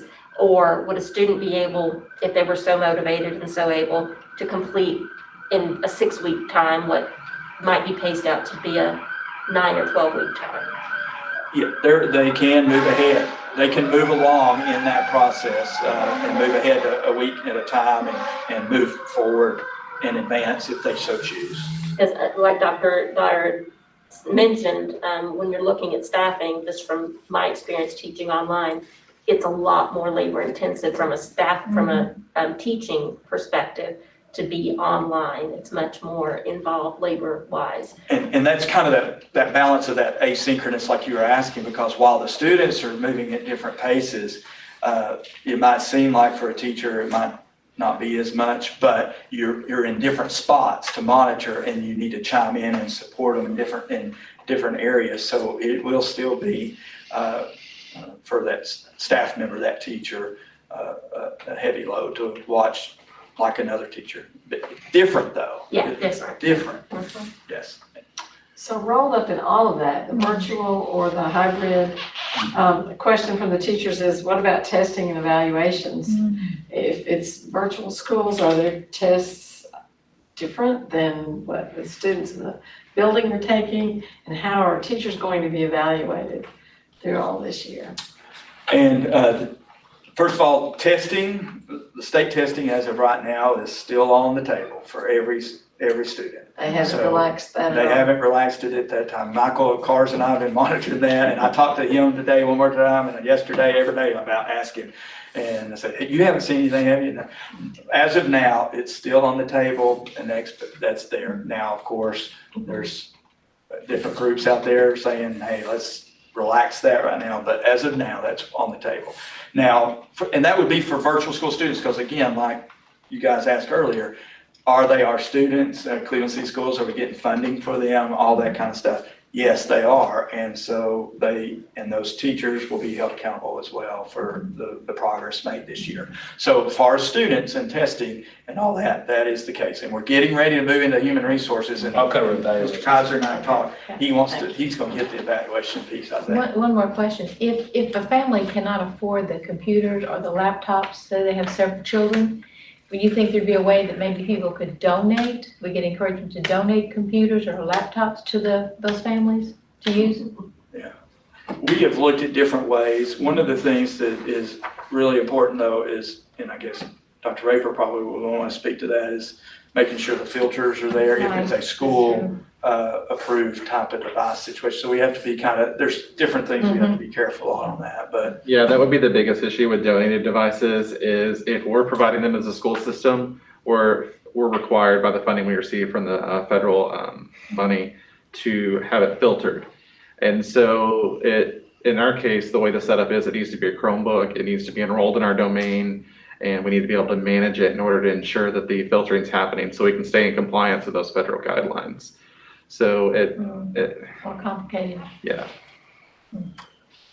Okay, so those are our, as far as the plan, and then we're gonna get into some other pieces of this, but the overall general plan, August 10th, students start coming back in Reconnection Week. Traditional in-person is the idea with the mitigating strategies that we're talking about. And then if we are within that traditional, if a school or the whole district, we would do at-home learning within that same on those academic calendar days. And then the other option for those who potentially cannot do the traditional setting is the virtual school for this year. And that's what we're talking about, okay? But you're still gonna have students coming in and out. If they have to be out of school for 2 weeks, 3 weeks, do they participate in that same virtual school program and then come back? They participate in the at-home learning activities. So it's a different and- program. And so like the curriculum guide that we'll have posted on a weekly basis, the individual teacher can go to that and pull the resources from that and provide that either electronically or the paper copies for that family and that student to follow, so they're not missing that instruction during that time.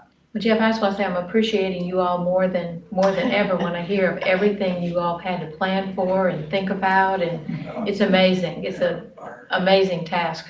Our staff has been doing a great job in researching and trying to stay on top of it, but we continue each day, like Dr. Dyer started off. Every day, this has to be fluid though, we're putting our a foot forward and making a reasonable effort on this for sure. So one more question about the learning is the K through 2 that won't have Chromebooks, probably don't need them. Are packets going to be sent home with those children if the school has to be closed, or how are we going to continue to educate those children? One of the things in the first, that staff development week on that Thursday, I believe the proposal is on August the 6th, is for our family, our teachers. The idea is that students come to their classroom and or get their roster, and the teacher has the roster. We're going to have them make contact with the families that day. What we usually do a parent-teacher conference day during the semester, but because we reshuffle these days, we said, well, how can we use a parent conference day at the beginning of the year to be effective? And so the thought here is that the teacher would get their new roster, call the families, like for K2, let's say, call them, welcome them, find out what their concerns are, ask them what their needs are regarding school, talk to them about the plan. If they do have a device at home, the family, because 75%, I think, of the families who responded said, even if we didn't provide them a device or a phone, they have a computer in their household anyway, and they're connected. So a lot of these families still could do some of the Google Classroom experiences and online kind of things. But through those phone calls on August the 6th, the idea would be, if you can't, let us know. So they'll create a roster. And the teacher then will have a roster with those who can be connected for the year and those who would need an alternative paper copy, so we can really drill down and be specific.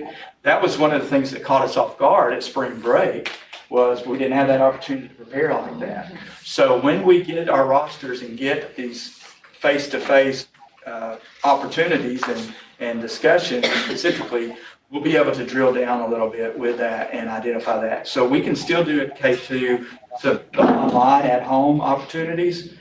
However, we know that we'll need to be prepared for the alternative. Can you all hear me now? Yes. Okay.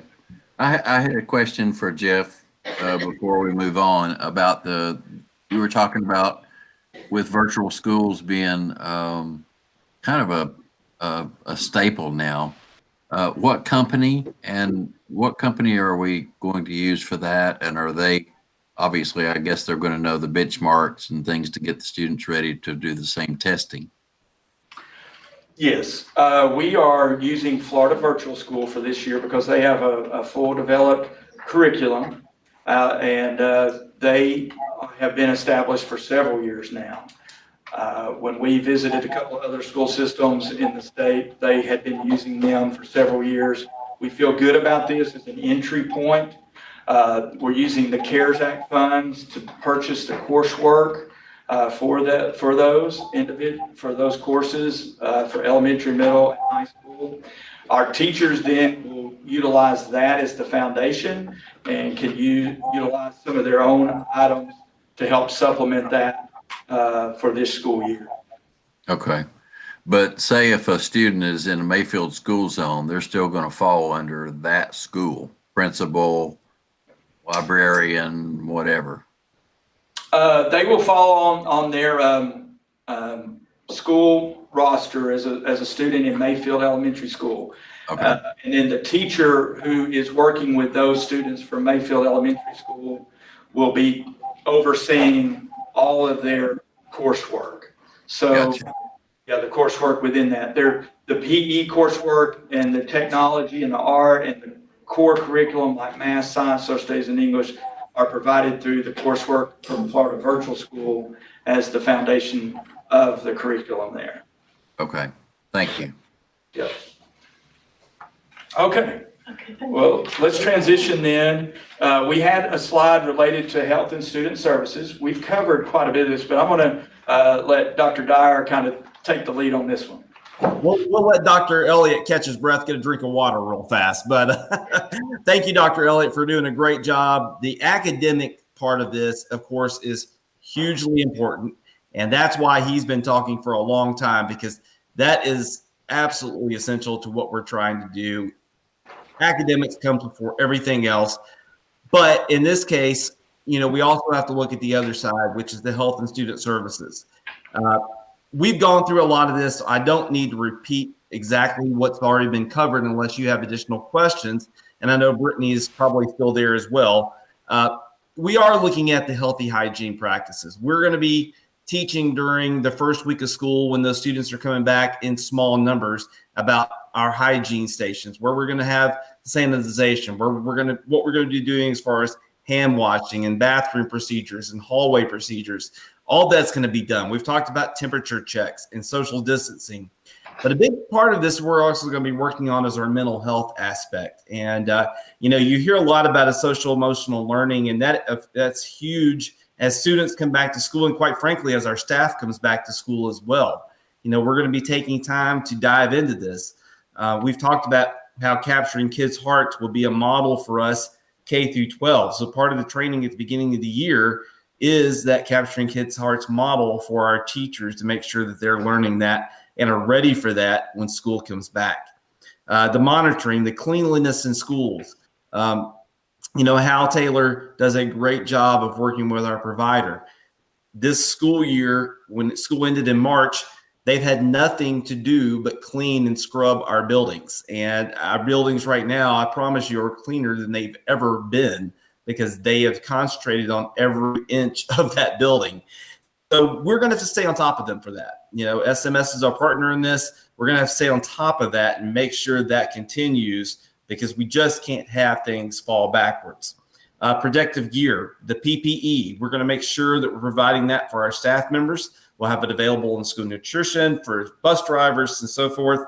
And then those clear procedures, the clear procedures that we're going through or that are in the guide that you received, and of course will be on our website later. That guide has the clear procedures for each and every department, thinking down to the classroom spaces about what needs to happen to make sure we're doing what we need to do. We need to put in, as Dr. Elliott said, every reasonable effort we can to make sure that we're doing what we need to make sure our environment is safe and secure, not just from being clean, but also the emotional supports, the mental health aspect. The school counseling team is going to be a huge importance when we come back. All these things have to work together to benefit our students and our staff and make it that whole child aspect come true. Academics first and foremost, but all these other things come together to make that whole child, and that's what we have to work toward right now. Go ahead. I was just going to say, a lot of the health and questions, I know we entertained a little earlier, but Laura Hudson's here too. I mean, yes. I'd like to ask a couple of things about that, please.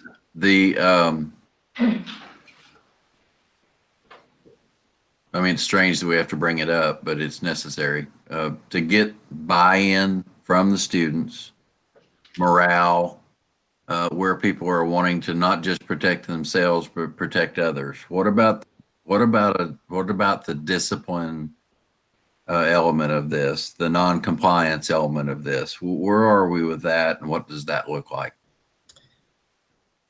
That's a great question, and I know Doug right now is on vacation this week from student service perspective, but you know, that is one of the things that we're going to have to key in on as well. You know, the protocols that are put in place, there are repercussions if they're not followed to some degree. You know, I would equate it to what Mayor Coppinger down in Hamilton County said yesterday, you know, if you don't wear your mask, there's a $50 fine that could be levied against you in Hamilton County.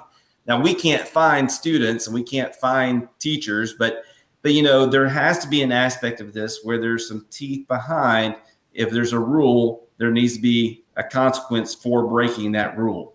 Some of that's going to have to be ironed out between now and then. We're going to have to write these procedures down in more detail and then work with our school principals and staff to nail that down better than I have it right this moment for you. But no, I agree with you. That's something we need to look at. And we're not looking at, of course, going out and just trying to, you know, discipline everybody for every little thing, but we need to make sure there's a structure there and that it makes sense and that everyone is told what we need to do and then enforce that the best we can. Yeah, I understand. I know, and we hate to think of it, but some people doing things intentionally or on purpose or whatever. So Sure. Just thank you. Good point. Anybody else? Go on, Dr. We're good. Okay, I'm going to turn it over to Mr. Kaiser for Human Resources. So we've covered a few of these things, so I'll just kind of touch on these briefly. We're planning to have temperature checks as our staff comes in as well each morning. They'll be going to a designated individual, having their temperature checked as they get in each day. We also have a questionnaire, basically like a little questionnaire that they can do that's on Google Forms that kind of reminds them of some of the practices that we need to go through each day. Things like, basically goes through the symptoms, helps us to log, where their temperature may be for that day. Then ask them, do they have proper protective equipment in their area? Do they have the hand sanitizer they need? Kind of takes them through the scenario of the day. And they would do that first thing as they enter the building each day. They can do it on their phones. They can do it, they can pull it up with a QR code, they can do it on their computer, but that will kind of be the way our staff gets their day started. Of course, you've heard us talk about the required protective equipment. We want our staff to wear their masks as much as possible, and obviously it's very important if they're not able to social distance that they have their mask on. One big reason is because our staffing numbers are really important this year.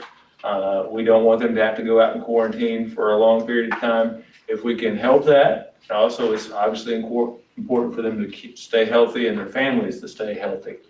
I'm going to skip down and talk about substitutes. Substitutes will certainly be a challenge this year. We've sent out a survey to our normal substitute group. And to be frank, the number of folks that have responded that they want to continue to substitute has been lower. As we would expect, because many of those people are retired educators and we understand why they wouldn't want to do that in the situation we're in. So we're going to have to be creative. We're going to have to be flexible in what we're doing with some of our staff in our buildings.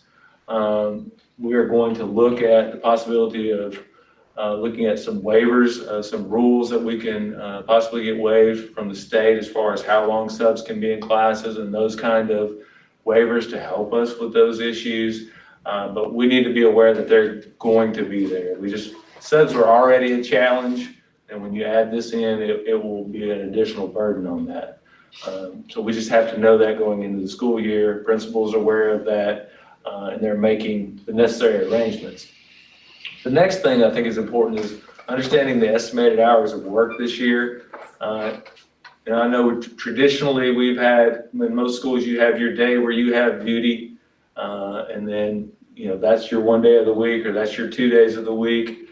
For a period of time here, as we get back into having to have temperature checks done and all the things that we're going to have to do with students, monitoring students, how they're traveling up and down the hallways, going one way, we're probably going to be looking at all hands on deck situation. It's important to understand for our professional staff, what our contracts are written is it is a minimum of 7.5 hours a day.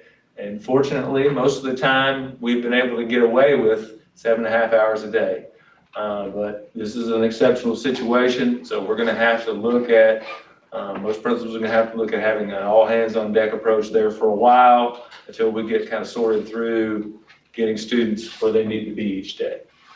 And then evaluations, at this point, we have heard nothing about relief from the state as far as evaluations are concerned. The plan is for those to move forward as they have been. There is a guidance document that can be used with the traditional teacher evaluation for virtual teachers. So principals would be doing that if there was a virtual teacher in their school. But at this point, we can cross our fingers and hope that they give us a little relief from evaluations. Evaluations are still moving forward as they have in the past. And then the last thing I'll address that we didn't kind of have on the slide is the staffing of the virtual school. So the staffing of the virtual school, at least at the elementary level, will be very similar to what we did with Candies Creek, where we looked at how many students were moving out of a particular school and looked at, is there a staff member that wants to volunteer to come out of that school and teach virtual school? If we have more volunteers, then we would go to an application. If we don't have volunteers and we have to have a teacher out of there, then we'd have to look at involuntary transfer. But it'd be very similar to what we have done in the past in that area. That would be something that we would start looking at soon. But of course, we have to have registration numbers before we can get down to kind of the nitty gritty on moving teachers around for that piece. Middle school kind of is looking at a dedicated team approach for teaching their virtual school students. And then the high school is looking at pulling some individual teachers into their normal schedule as part of virtual school. Any HR questions? It's not HR, but we talked about when the classes are over, especially at the high school in the hallways. What about lunchtime? When you got, I know when I was there, you got 400 kids in there each lunch period. What are we gonna, are they all gonna be together? They're gonna stay in the classroom or? Well, it's gonna be a little bit of, it's gonna be a little bit of both of those things. And that's one of the things we'll talk about in just a minute. But Gina Reed will be here. But one of the things we're talking about is less than 50% in a cafeteria area, so that some students will need to be in the classroom areas or an alternative area in the school. Ms. O'Brien and I, we've been talking about this. She's working with her team, looking at different options within the building of how to do that. Still working through that plan to be where we are on that. But we do want to control the larger numbers, and kind of going back to what Brittany Hopkins was sharing with us as far as the contact tracing piece. We want to keep our cohorts as much separated as much as we can, as far as 6 feet apart in cohorts and groups, so that if we do trace that back, we can trace it back to fewer individuals instead of more individuals. So yeah, we're looking at that as well. That's one of the things that we know our staff is fantastic. They've always been flexible, but this year's going to require more of us to pull together and be really flexible for the safety of our staff, for the safety of our students, and to get our important job done at the same time. So it's going to require flexibility maybe that we've in tasks that maybe we've not had in the past. All hands on deck. All hands on deck. So, Mr. Kaiser, if you have a teacher who's from a family that's got a high-risk person in that family, maybe the husband or the wife or the parent, or, and that teacher chooses not to teach because of the risk of the COVID, can that teacher not teach and then come back the next year when the COVID's gone, which we hope happens? Or does she or he lose their job because they are unwilling to come to the school? I mean, how are we gonna handle? I think if we're taught, they will be expected to be at the school doing their job, I think, in that situation. Obviously, there's gonna be, we've talked about this many times, there's gonna be a million scenarios of who has what and what are the rules around those leave requirements and some of those kind of things. There are some options potentially there that we would be able to look at. But I think for the most part, the expectation is, I think Mr. Cagle said it eloquently, if the expectation is you to be there and do your job, you should be there and doing your job. But there's always circumstances where we would have to look at leave or, a year's leave of absence, certain kind of things, but we have to have our staff there to do our job. So does the school system inherit some kind of liability if we require our teachers or staff members to be there? Are we immune from that liability, or how does that look? Well, I think if you remember early on in the pandemic situation where we were given the power to deem certain staff essential. I think if we're opening school up, then we're deeming those staff members as essential at that point in time. I know there's been a lot of discussion, even legislatively, about dealing with some of those liability issues. I don't know if Dr. Dyer has a further heads up on that, but to my knowledge, that hasn't totally been addressed. No, there may be a special called session on that, but it's not been addressed at this time at the legislative level.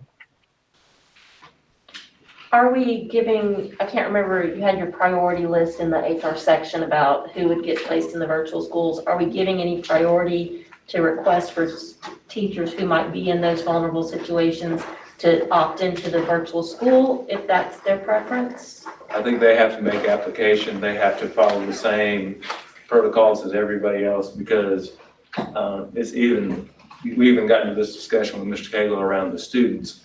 It's very how do you prioritize? How do you pick and choose? Well, this person's case qualifies and this person doesn't. So I think we just gonna have to stick with, they make the application, they may be chosen, they're certainly welcome to do that.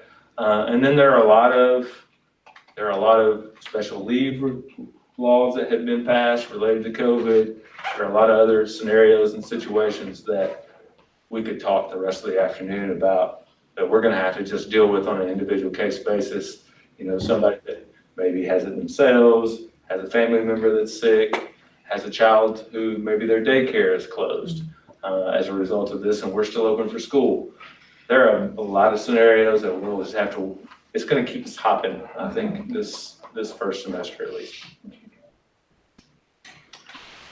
You're gonna be a busy man, I have a feeling, between substitutes and, if there's contact tracing and. You know, substitutes, because I don't know there's gonna be too many of them. And so if I'm a music teacher in the elementary school and I have to go home, who's gonna teach those music classes in my elementary school? Because there's only one music teacher in the elementary school. I mean, I know we've had music teachers get sick and go home before, but if it's a 2-week process, and does that count against the teacher's sick days? I guess it does. It depends on the situation. So there is the Family First Coronavirus Act.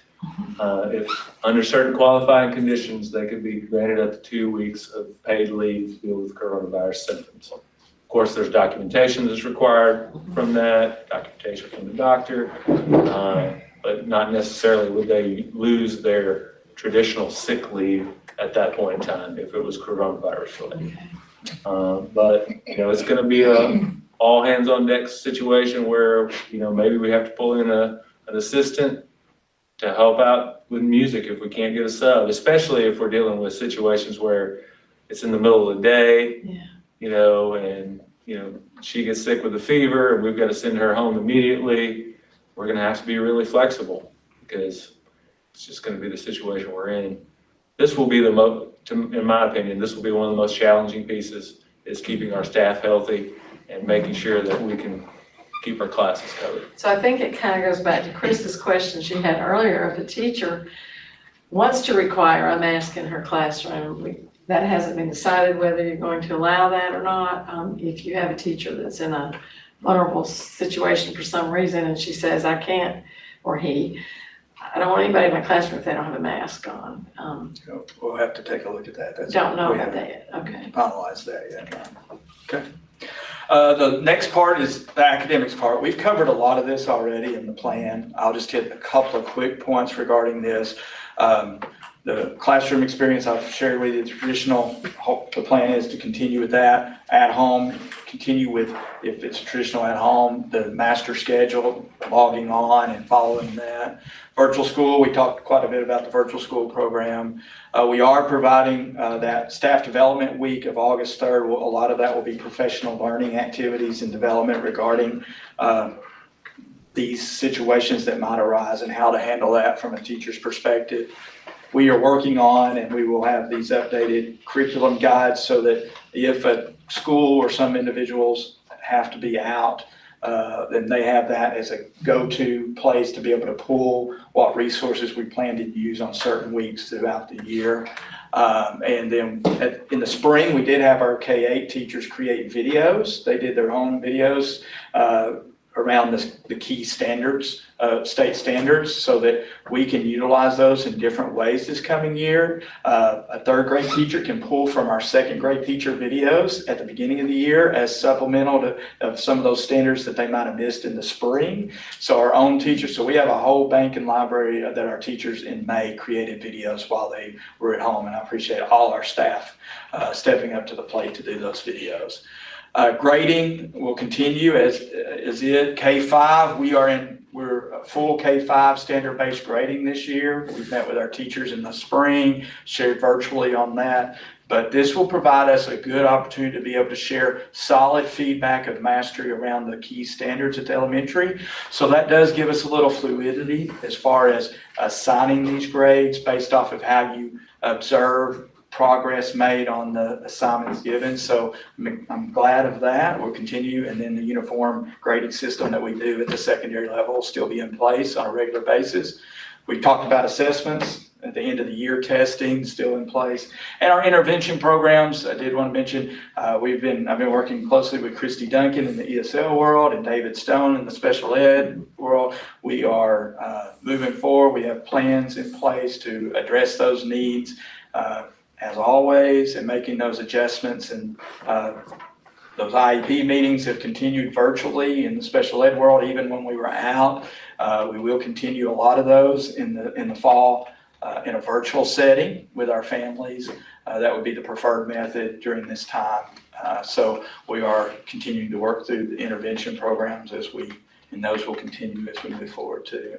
Now, a lot of those are in small groups too, if you think about it. So when the students go down to an intervention class area, in a lot of cases, the goal here, many cases, the classrooms the students can be very well spread apart, but still receiving intervention services from like our special ed intervention or a RTI intervention teacher or a ESL individual. We can spread a lot of those students out. So that's the academic summary. If when I think about those small closets at Yates, and I'm sure other places, and you get, 5 or 6 kids, there's no space in there. Right, and that's one of the things with the Amplify CKLA ELA program that we adopted and purchased, and all the materials were delivered in May, so we were very excited about that. One of the things that their small groups and the way the pacing and goes is a lot of that small group is contained within the actual classroom. And so a lot of our instruction for ELA this year will be within that classroom anyway. So I think that's going to be to our advantage both ways based off of the curriculum that we're using and this situation that we're in. Now, there will be some interventions, but finding those spaces in some of these schools, we're going to use every inch that we can, but in small amounts. When you talked about the special ed, I can't help but think about some of the spectrum that carries. Are there going to be additional procedures in place for some of our medically fragile students or those classrooms that house those students?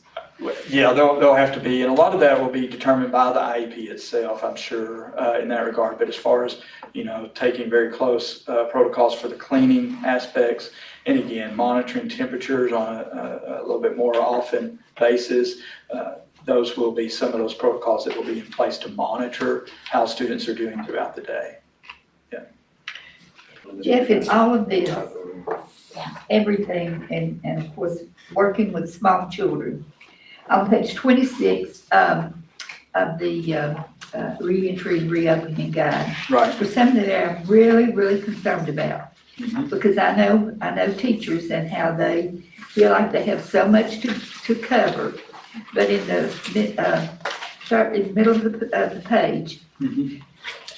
Along with traditional intervention needs, educators will need to address skills and standards missed during students' early departure from school in the spring of 2020. And when I think about those little babies in kindergarten and first grade, I mean, they've probably forgotten more than they even knew. And then the next statement, While it is important to address the standards from a previous grade level, the main focus of the 2021 school year needs to maintain a strong emphasis on current grade level standards. I can just see these little kids being so frustrated if the teacher tries to teach what they, where they're supposed to be right now, knowing that they did not get what they needed last year. And I really think that's got to be looked at and worked at. Sure. And at the early elementary, that's definitely a huge piece. And that we've had this discussion. We know that it's going to be very much a balance here because throughout this year, and the state is asking as we turn in our continual learning plan, that a strong focus be on ELA and math. Now, we know there's other areas that we need to provide instruction, but at the foundational areas, like especially the reference you gave at the K2 level, ELA and math are going to be a strong piece. So current grade level standards we need to continue to not lose focus of that because we have them for this year in that grade level. But we are going to have to go back and teach, and that's where those videos that our teachers did last spring, we'll pull those back because like if you're a second grade teacher and you have those kids who come into our classes that are second grade, but really they still have some first grade to learn, right? So these second grade teachers are going to be preparing these second grade lessons that they need to, and that's what they're familiar with.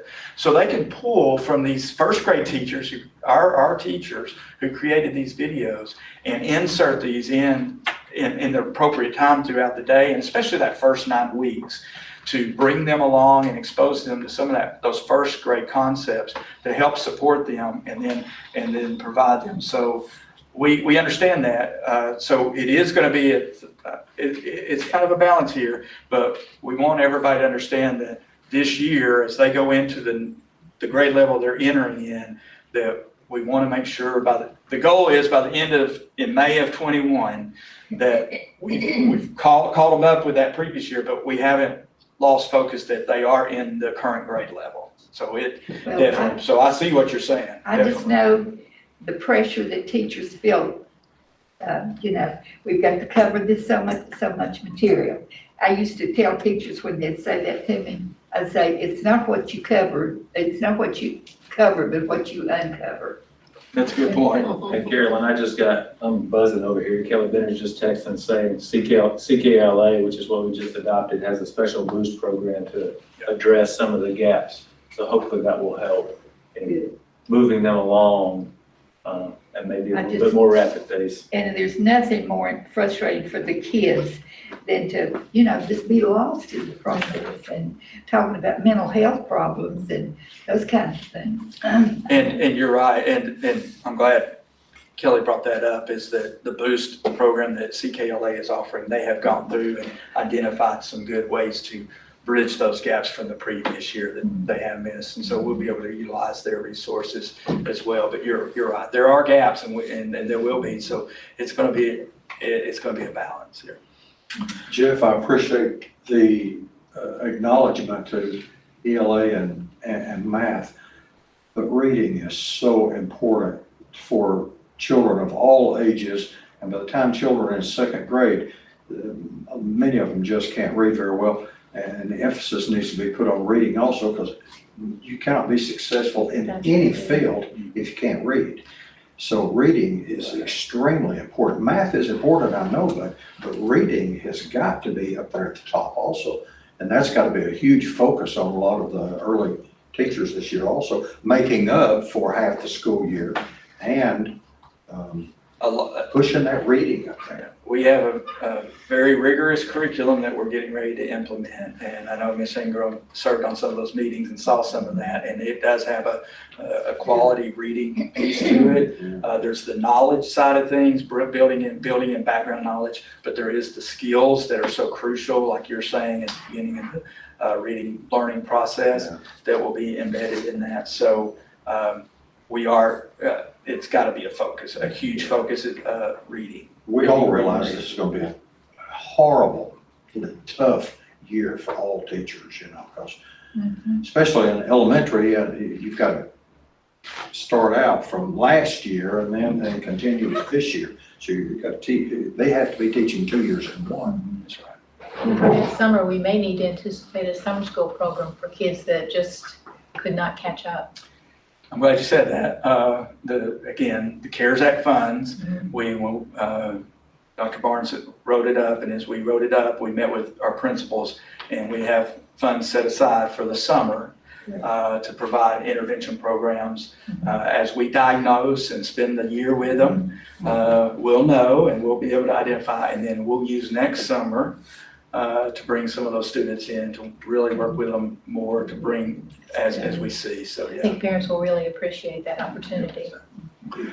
All right. Before we jump to the lunch, I have one more question. It's a can of worms. Charlie, I can't believe you didn't ask this question. If our students are enrolled in virtual school, the virtual school, not the hybrid, can they participate in sports, band, chorus? They can, extracurricular activities under that school umbrella, they can. But curricular activities, if they make the choice of doing their curricular day virtually, then it would be, the curricular path would be virtual school at the at-home pacing.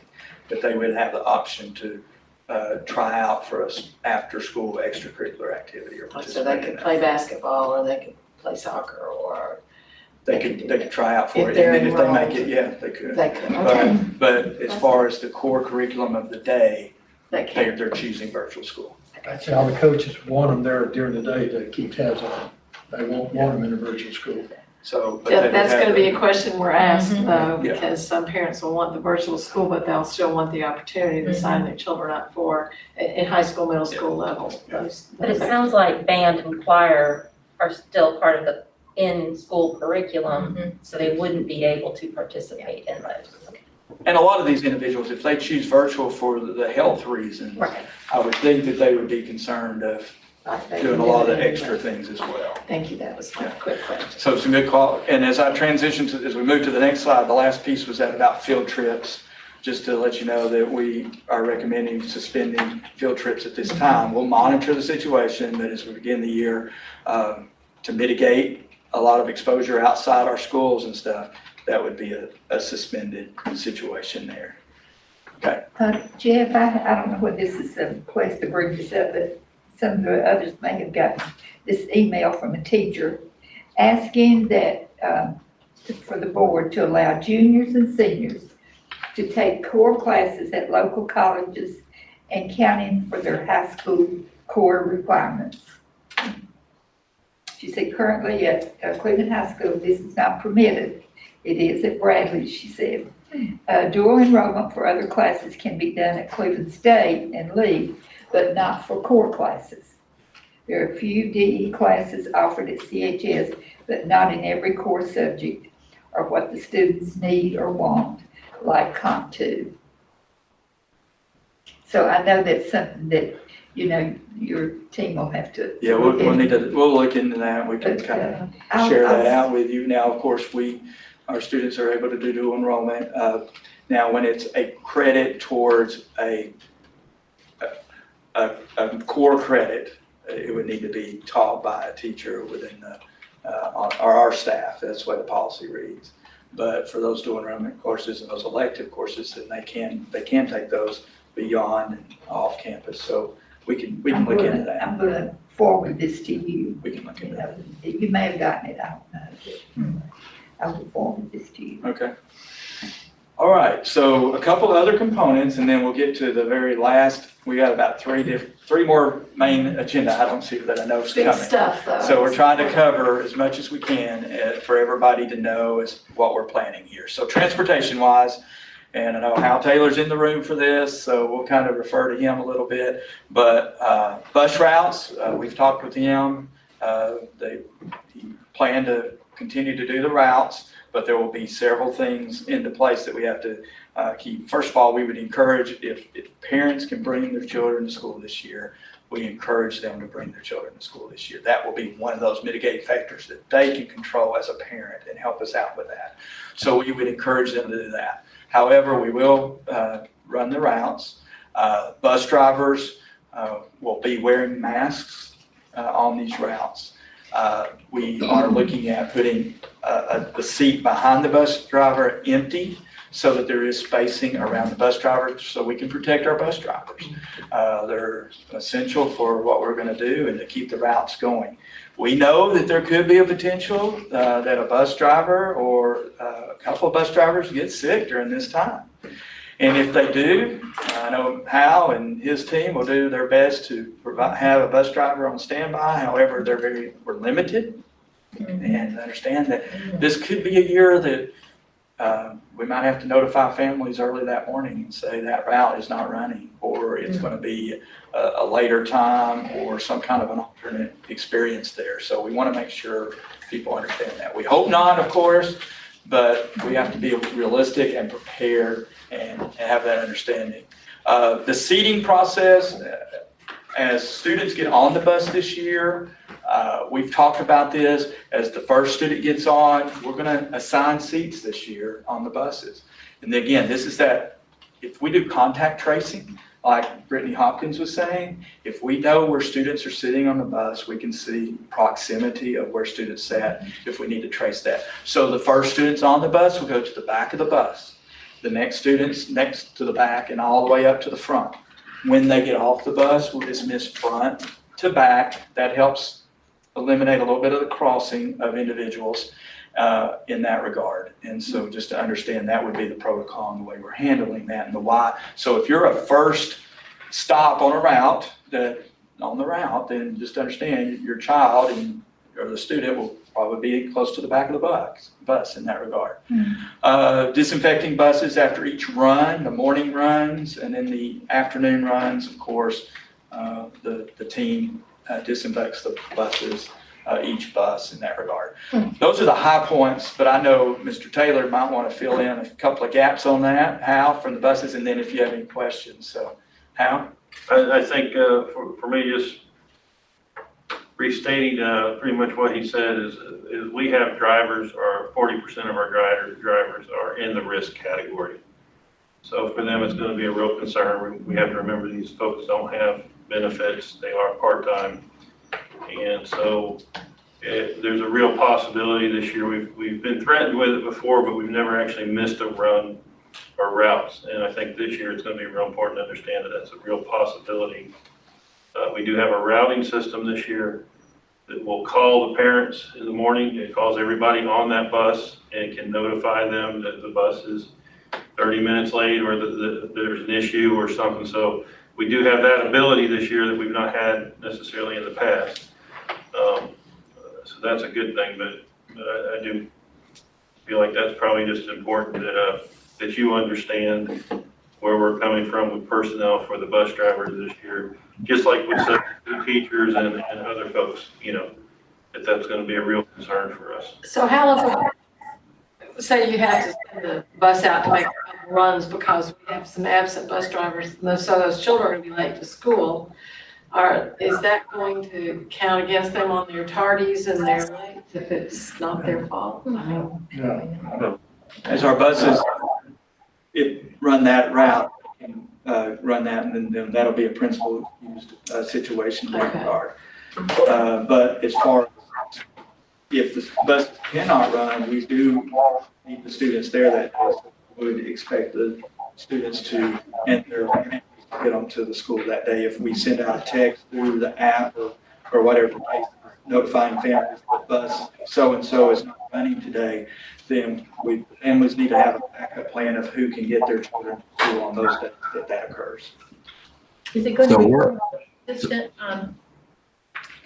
Is it going to require an assistant on some of those buses? Because if the bus driver is trying to seat students, there's more contact, and all, than if you had someone else to assist him with that. Well, one of the purposes of that reconnection week, that first week, the 25%, is that will be the week that we work through where to sit and work that, so we have smaller numbers and control that. On a regular basis, we would be limited on providing somebody on every bus. So that first week's going to be crucial as we run their buses, that reconnection week, so that we can work with those, and potentially we will have staff members on each bus that first week to say, okay, this is how we do it, and that's part of that procedural thing that we're going to work through that August 10th. Jeff, one question I got about the routes. We used to do K through 5 at one time, and then 6 through 12. And the middle school and high school got different start times. How's that gonna affect? You got more routes to run. They're very, the High school and routes middle school are different times of. a little bit different, but the arrival time for buses arrive before the start time at either one of those schools, middle school, and we'll talk about that in just a second, all of those start times. There's a little bit of a difference, Right. but the buses arrive before both of those actual start times of the school days at the middle and the high school. It's not like we're splitting middle school and high school. Well, you're already, you have middle school routes and you have high school routes, and then they all have elementary school routes. So you already have that set up. So you're not really changing that part of So it. the different start times is not gonna affect the routes that much. No, and let's go through, that's the next I slide, think so. that Steve have a Oh, question. Steve, Yeah, I do have one question about, so there's no mitigation as far as symptoms, temperature, or any of that until they're on site at the school? Right, the special needs buses are the only ones who will check temperatures before they get on the bus. All the other buses, it's just not feasible, for us to check temperatures. And even if we do, we can't leave a student behind. If we have a second grader that's there and no parents are there, we would still have to take them to school whether they had a temperature or not. So, Yeah. because of that and the logistics of traffic and holding up traffic to check temperatures, we feel like we're gonna have to get them to school to take temperatures. so, and to follow up on that, what we will do is as the students come off of that bus, we will be checking the temperatures before they enter the building. And then if there is an individual that has a high temperature, then they will be taken to an area with a private area, quarantine area in the school, so that we can make contact to the family and keep them from going into the larger population of the school for that day. So, but that will happen at the end of the bus route, not before. And we ask parents, help us out there. If you're gonna choose to use our buses, we need your help to check the temperatures and help us out with that.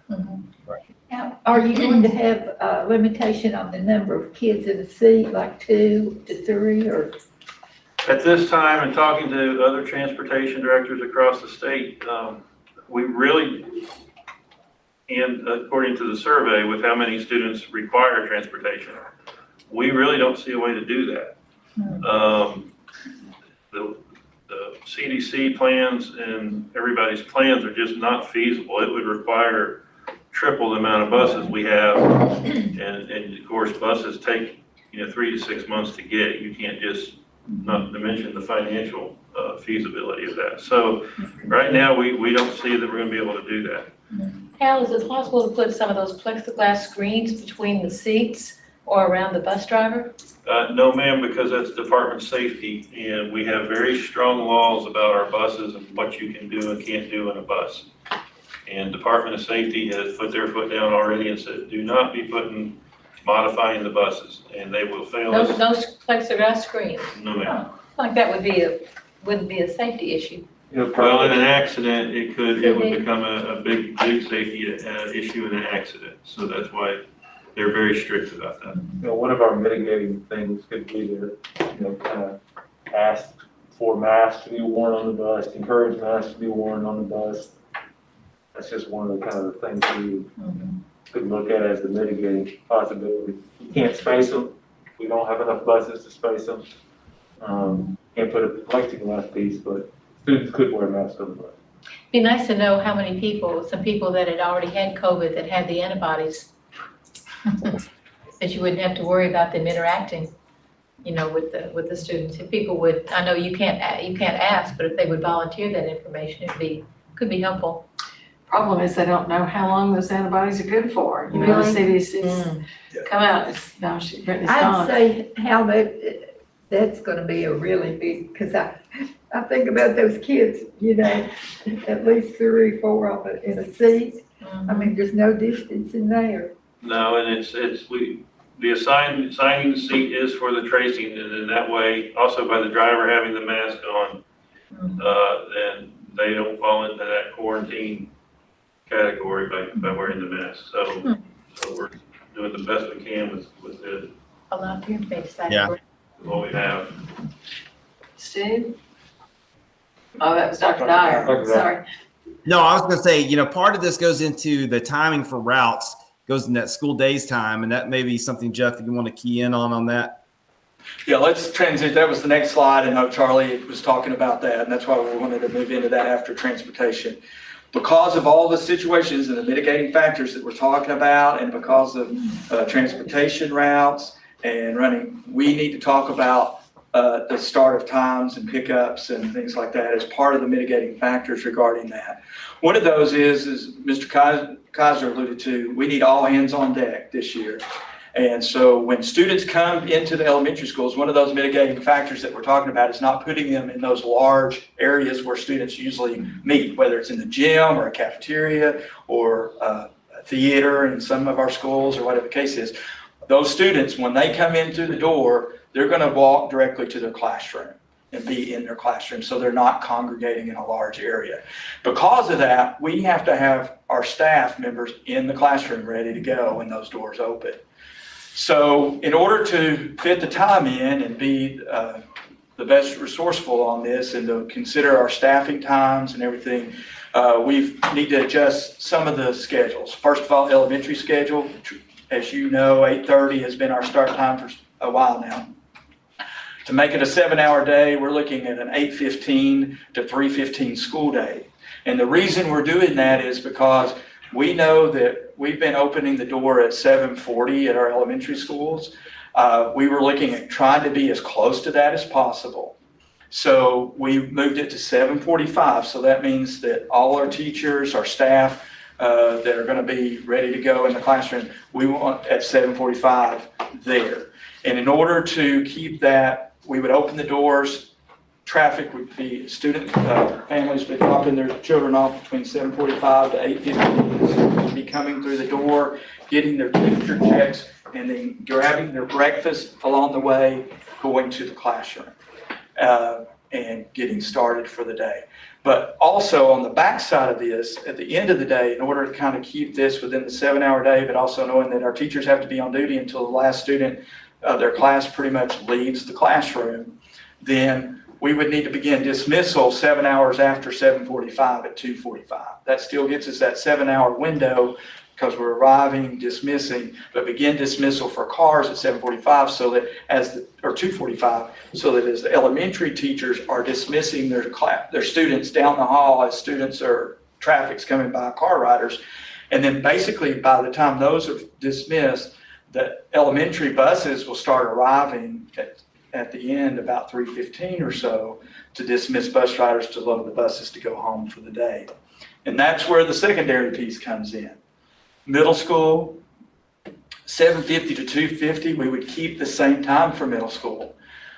Buses traditionally arrive at the middle school, and help me out here, Hal, at the middle school and the high school secondary routes around 7:15, because that's when the doors have been opening at the middle school and high school, around 7:15. So Dr. Lang and I met, along with her admin team, Ms. O'Brien and I met about this as well. At the middle school, the thing that we started seeing is that one of the toughest challenges with dismissal and arrival, not as much as the arrival, because our teachers, again, if they come in early, be in their classrooms and come in, they're going to be taking temperature checks, but then get them to their classrooms, go directly there. The morning's not as big of an issue at Cleveland Middle as the afternoon, because they're the largest population and they're going to be the largest car rider population as well. So we said, what can we do? And the best option we have is to dismiss early the 6th grade group, to get them out to the front, spread them out a little bit for dismissal purposes, get them out, and then dismiss 7th and 8th grade car riders at the normal time. Also, we would do 2:30 as a dismissal for bus riders in 7th and 8th grade to get that population out. And the purpose of all this is if we can get the buses leaving the middle school and the high school a little earlier, then that gives them the opportunity to be at the elementary school to pick up the elementary students in that window of time that we need to keep in mind of what our staffing requirements are for the day. In the high school though, when we were talking about, they have the drivers, a lot of juniors and seniors are driving, maybe even some sophomores. So as those individuals dismiss and they dismiss those students out of the building, they disperse, go to the car and leave. So we were thinking dismissal's really not the issue. So in order to maintain the consistency on a daily 4-block schedule that they do, keeping the 7-hour day, but we would need to do 7:30 to 2:30 so that when buses are dismissed at the high school at 2:30, like everybody else, to keep those secondary routes moving at the same time. Now we know that that is an adjustment there. And there are some definitely in any kind of situation trade-offs, but in all the things that we're trying to do here, mitigating factors, consistency for our families and having and providing the staffing and putting those factors into place in the building during those days. So this is the proposal as far as the way the times that we're putting forward. The car riders though, those parents line up, they're not gonna pay attention to when they're supposed to line up if they're 6th grade. Yeah. Parents, the 7th grade and 8th grade parents might line up with the 6th grade parents. So how do you move that car line? Because they're not gonna be getting their students. I know, Scott Carroll, Matt Ingram, and Stephen Perkle and Dr. Lane, they've had several conversations about that. One of the things they were wondering about is if they were gonna do an identification tag like the elementary kids do for 6th grade families, and you have it like, it might be a red decal on your mirror. And if you have the access to that decal, you get to move, there's 2 lanes that come in there. You get to go through that express to move up to the front to keep the line flowing. Okay. And then if you are backing up traffic, then you might have to loop and put cones up. They were talking about looping the 7th, 8th grade families who come in early, 20 minutes early, looping them around and keeping them in that parking lot looped, and they would have to stay in that loop and open up the cone to free up the Or traffic they have 2 pattern. students, a 6th grader and an 8th grader. And then Dr. Lane said if that's the case, then if they do have siblings, they will work it out to be dismissed with the 7th, 8th graders dismissed with the 6th grade family student. Yeah, we used to do that, for kindergarten, or if they had a kid in kindergarten and 2nd grade, we arranged it so they could, both students could get together. But it's gonna be a real problem at Yates. I'm thinking of Yates, getting them out to the cars. Will they be in the hall, or will they be outside? Because they all sit there clumped up together. Yeah. And they're waiting on their parents. Well, elementary principals have been talking, trying to brainstorm the best way to dismiss. I know that at Candies Creek, Cherokee this year, because of working through the traffic pattern at the beginning of last year, Ms. Irby and her team utilized there's an app now where as students and families arrive in their cars, then they identify who they are, and the app, there's a person out in the traffic, bus duty or teacher on duty, car duty, and they tap the app, and then in each classroom, that student that's been tapped, it pops up on the classroom electronic board that so-and-so's family's on the way, and the student walks down and goes to the dismissal outside. So there are some technologies out there that we're looking at to help expedite that. Not saying that that's necessarily the route that every school will go to, but that's an example of a way that we've discussed of trying to help out in that kind of situation. But there are definitely challenges with these situations we're talking about. We're in these are tough situations. We're trying to come up with a reasonable way to approach this with all pieces and moving parts involved. And piggyback on that, as far as the protocol, especially at the middle school, dismissing and stuff, that first reconnection week, another purpose of that 25% is to work through the timing on that with small groups before we actually have the full group come on that Friday and then the rest of the time. What about the parents that want to walk up to the school and get their child, don't want to go through the car line? Because there's always going to be those situations. Right. And they can't go in school. Right. Do we have a method for that? That's something we've discussed that. I don't think we've nailed that down yet, to be honest with you. One of the things we talked about is because we will have staff on car duties per se, and so there potentially could be a designated staff member in charge of those kind of situations. That's what I saw, last year, the high school and middle school were the same start and ending time. I just didn't want to make this a hard and how, Yeah. but it's still gonna be able to work out then with that. Yeah, You we'll got 20 minutes difference for last year where they were together, Right. right? So Yeah, you're that- all right We'll with be that? able to work this out. Okay. The arrival time, I think we're okay on, because Hal and I have talked about that. So we think we're pretty confident that that'll work. So those are the reasons behind each level of those times in the school days. Very good. All right. Next topic, child nutrition. Okay, and I think I'm gonna let Gina kind of summarize what we're looking at for child nutrition here. Good afternoon. Good afternoon, afternoon. Christine. How are you today? I'm doing well. How are you? Thank you for being here. My pleasure. I'll start out by saying we're no different than any other department, and working together. The key word here this coming school year is going to be being flexible.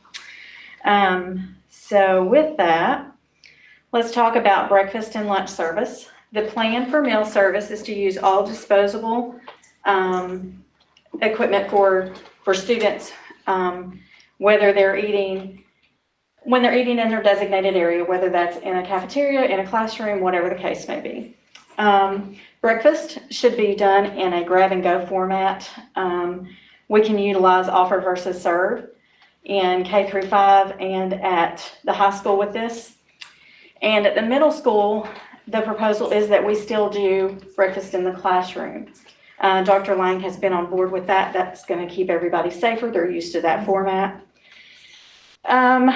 This will allow for prepackaged items and that offer versus serve, which allows us to do a better job of being financially and physically responsible with our products.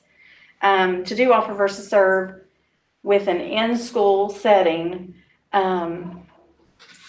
is something that we need to do as much as possible. We normally do that. That's on our application with the state. And to do that during lunch, it's going to entail having the students come through the line at lunch. They will use student PIN numbers, ID numbers in the cafeteria. At breakfast, we'll use tick marks. So long as students are in school, that's not a problem. Meal counting, that's the way we're going to do that. System rosters would be used in a format where students are not in school. If we're doing meal service for students who are doing at-home learning under the traditional program or virtual school, they can pick up meals. If we do less than 5 days, they would need to have a designated spot at the school to pick up meals between 9 and 10 a.m., in which case designated areas are going to have to be done by the district office and school administrators, because it's going to be different at every location. So if the school is closed for more than 5 days or the system is closed, then meals can be delivered, and we'll do multiple meals at a time. I'll go over waivers in a minute, but we do have waivers to do this. So we're going to deliver lunch and breakfast together for multiple days. We'll deliver on Mondays and Wednesdays. Monday for Monday, Tuesday, and Wednesday for Wednesday through Friday.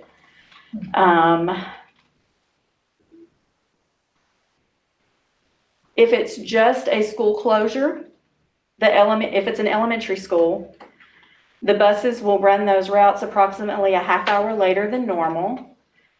And if it's a secondary school, the buses will run those routes approximately an hour and a half later than normal. And car pickups, again, will be allowed through the designated lanes from 9 to 10 a.m. If it's a system closure, the bus routes will pick up at designated schools. We'll do limited schools to help with staffing for one and safety for another. So we have 4 schools that are designated as pickup sites for buses. Those are Blythebower, Candies Creek, Cherokee, Stewart, and Yates.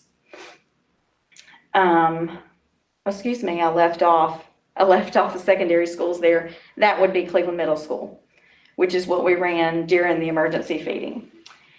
Pickup sites will open for service from 10 a.m. to 1 p.m., similar to what we did during seamless summer emergency feeding. And those sites for parent pickups would be Blackbower, Candies Creek, Cherokee, Mayfield Elementary, Yates Primary, and Cleveland High School. So next on the agenda is the waivers that we have in place. So the state's been working very closely with USDA. I'm sure some of you have seen this, but we do have the following waivers through June the 30th of 2021, so for the entire school year. So far, we have the non-congregate feeding, which allows us to eat in the classroom or wherever their designated area needs to be. Meal service time flexibility, which allows us to serve multiple meals at any time if we need to. Parental pickup, which allows our parents or guardians to pick up for students. We will be using system rosters for meal accountability. Meal pattern flexibilities, those are approved by USDA, but as a system, we will have to submit a application with the state and have that approved, which is what I'll be working on after this is approved. And that flexibility will be if we're having a hard time getting food supplies, if we're short on one component of a meal, in other words, that'll still allow us to serve these students. Offer versus serve flexibility for 9 through 12 has already been approved. And what the state has requested that has not been approved as far as waivers are concerned are the potable water, which we're hoping will be, but we should be able to cover even with disposable cups sent to classrooms if we don't get that approved before school starts. And then they have also put in for similar to a seamless summer emergency feeding during the school year, like we had for the spring semester. They have put in for that, but it has not been approved. As it stands right now, our reimbursement rates will be the same as what they normally are for National School Lunch Program and School Breakfast Program. It won't be what it was for seamless summer, but hopefully they will approve that as well. We do have a USDA food opt-in waiver for school year 21, and that has been done for the entire state. So that affects our commodities or USDA foods that will be coming in and what year they base the percentage off of, or the entitlement dollars off of. And daily staff health checks. We're not going to reinvent the wheel. We're going to use what the rest of the system is using. We're going to do those daily temp checks. We're going to do that same questionnaire or checklist that the system is using. And procedures for identified cases. The procedure for school nutrition is going to be first to contact the central office and the school office to let them obviously know what's going on. We'll send how many personnel that's answers yes to any of those checklist questions, or obviously has a temperature of 100.4, higher than 100.4. And we also have another thing to consider, and that is if we do have a positive case, to keep everyone safe, if we have to close a kitchen, we have other kitchens that we can move meal service to, and so those will be close schools. For instance, with having Sodexo on board, Cleveland Middle School and Cleveland High School will be interchangeable. If we have to have staff at one school fix for another school, then we'll do that. Ross, Yates, and Candies Creek, Cherokee will be interchangeable. Mayfield, Arnold, and Stewart will be interchangeable. And if we have to have help at Blackbower, then I'll have to split those numbers out to the other elementary schools, but we'll get those meals transported. Next on the agenda is cleaning procedures, and all areas, prep areas, will be cleaned and sanitized before and after each task. Hand washing will also be done before and after each task. This is normal for us in school food service. Serving lines will be cleaned and sanitized before each class enters the serving area. So between classes, we'll have all of that cleaned and sanitized. We're also going to do a bi-weekly training on these SOPs. These are normal standard operating procedures for us, but we will be going over them bi-weekly just to make sure everybody's on top of cleaning and cleanliness and keeping everybody as safe as possible. And that's hand washing, glove usage, employee health and hygiene, cleaning and sanitizing food contact surfaces, hot holding and cold temperature control for safety foods, and then cleaning between every class and receiving procedures. So, any questions on any of that? This doesn't apply to students that choose the virtual school though, does it? They don't get lunch. They can. They can. Yes, they How can. do you do that? They can pick up lunch. What we'll do is we'll use a system roster, an enrollment roster. Okay. If they're enrolled in Cleveland City Schools, then yes, we can feed them. Okay. The most significant change between what we're doing right now and what we did for emergency feeding is it won't be younger siblings that are not in school. They have to be enrolled in Cleveland City Schools. Gotcha. Gina, I was going to ask about your staff because of the COVID and all this. Have you seen people that are a little bit squeamish about coming back next year, or is it about the same throughout the system, not just nutrition? We are in a similar boat to transportation when it comes to having a population that's a little bit more at risk. We are in the process, we started that today, of making phone calls to make contact with employees. So far, we haven't had anyone that's not coming back that wasn't anticipated. We didn't already have a, Okay, so not a mass question. exodus or Yes. anything. I hope we don't have one of those. Anybody else have any Yeah, questions? Gina, this might be more Dr. Lang and Autumn, and like Michael Kors did it too, when we used to have cafeteria duty, how crowded it is. Are they gonna go to the class, how are they're gonna have 400 kids in there at once and once in the cafeteria, or? Well, I'm glad you asked that question because, like I said before, the individual, the district office needs to have some input on this, of course, but the individual principals they know their buildings, they know what needs to go on and where those students need to be to keep them the safest possible. So they need to be in on that. I will tell you that Friday, I have a meeting scheduled with the Sodexo General Manager and Autumn O'Brien. So we'll be dealing with the high school and middle school separately. I have made mention before that the middle school with their 6th and 7th grade students have colors in their hallways. Right. And they do breakfast in the classroom. I think it would be easier for them to eat in the classroom, even if they come through the cafeteria at separate times. So I'll be getting with them as well. I just know 450 kids, 30 minutes in there is, Right. Yeah, that's why when we put in there and we talked with the principals, we're saying not to exceed 50% of capacity at one time. So they'll have to find other locations within the they'll have building to. to limit the number of individuals so they can spread out. And again, one of those mitigating factors that we talked about, keeping them apart so we can contact, trace those back if we have to. Did you say Sodexo's gonna be in on that conversation too? 'Cause they- On Friday, yes, Friday. with Autumn. Mhm. Charlie, some of our schools were lucky we have some outdoor areas too. So Yeah, if we have I good love weather, Yeah. it's not 98 degrees outside or 28 degrees.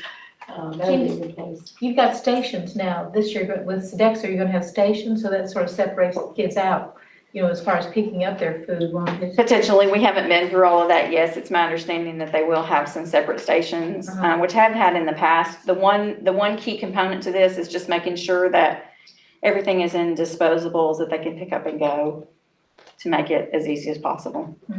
There will be no self-service. We'll either be serving them if they're in school, or it will be prepackaged and sent home if it's a service away. Any other questions? Steve, you got any questions? Okay. So Jeff, your comment about the 50% capacity in the dining areas is system-wide. Yes. So it potentially could be an AV type schedule. Certain days they could eat in there a week or whatever. Principals will have to work through their building and their cafeteria plans differently under those guidelines. So, Thank you. just the last couple of main areas here just to hit on. First of all, quickly, Michael Carr stepped into the room, just to hit on a couple of big things.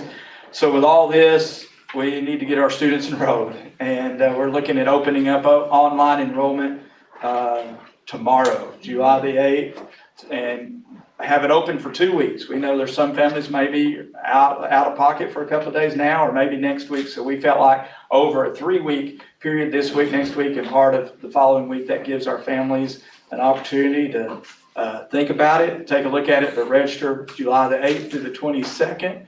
And attendance, just a reminder that if you are in virtual school, there is attendance taken as well as the traditional setting, and attendance will still be taken for these 180 days that we're talking about, following that academic calendar we're looking at. So those are the big parts regarding that, just a reminder regarding attendance. But enrollment, our goal is to get that up and going tomorrow online.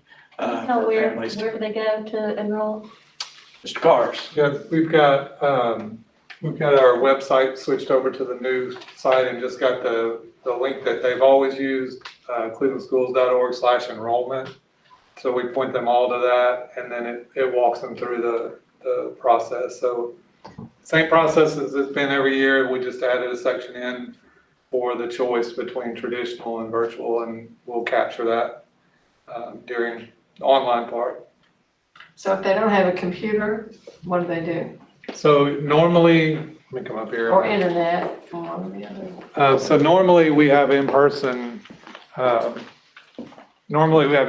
events where we help people or the first day of school. So what we've done this year is, you know how much it hurts me, those of you that know me, to go with paper, but we have we have a backup option of paper right now it just has basic questions on it that we need to get a student enrolled.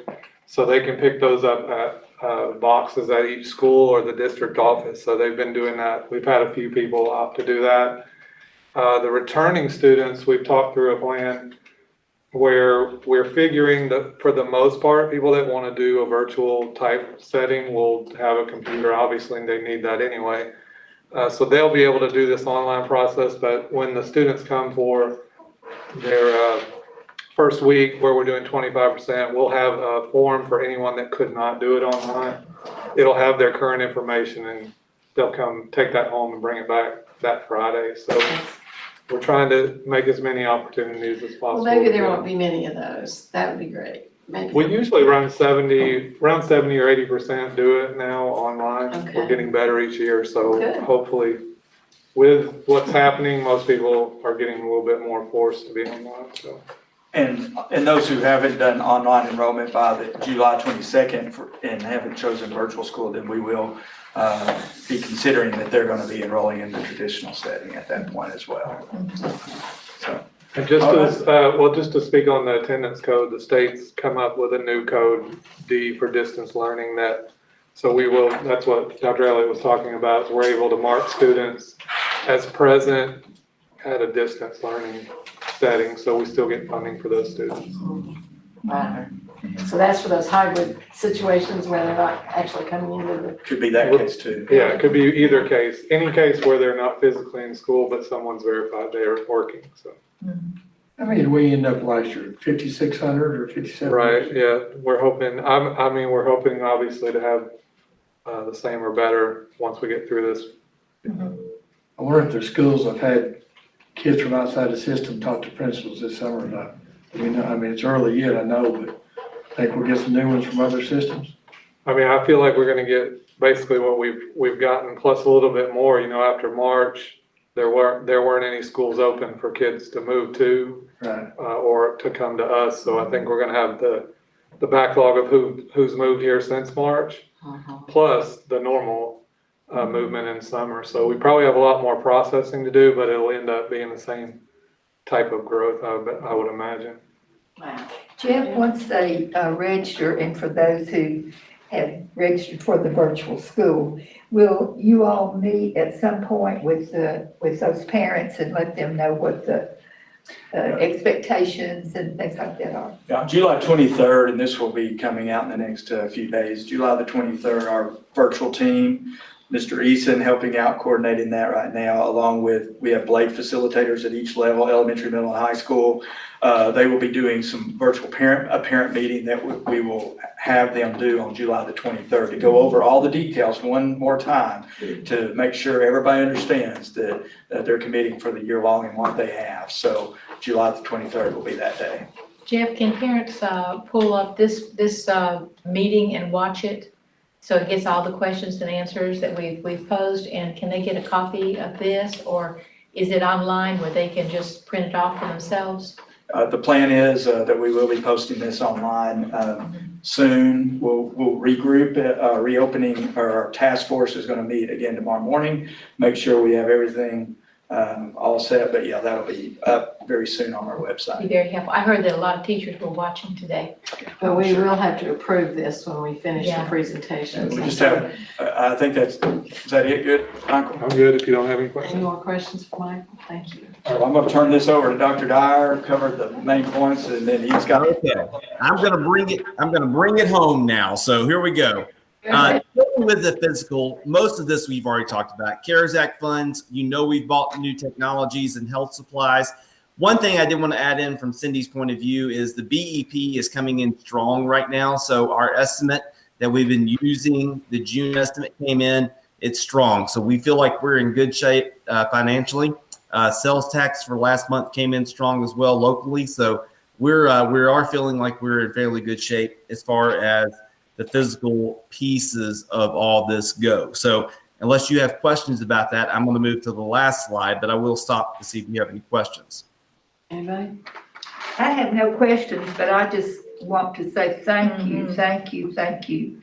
I mean, I just can't imagine how many hours you've spent working on this. So we, as a board, appreciate it so much. Dr. Elliott, your whole committee, it's been great what they've done. Great team. We're very proud of them. Fantastic. About the BEP funding, if it continues to come in strong, we talked about hopefully maybe being able to do something for teacher salaries come Christmas time, or Cindy's probably over there choking right now, but we're still giving our step increases, which We are. excited about, but we still would like to do more.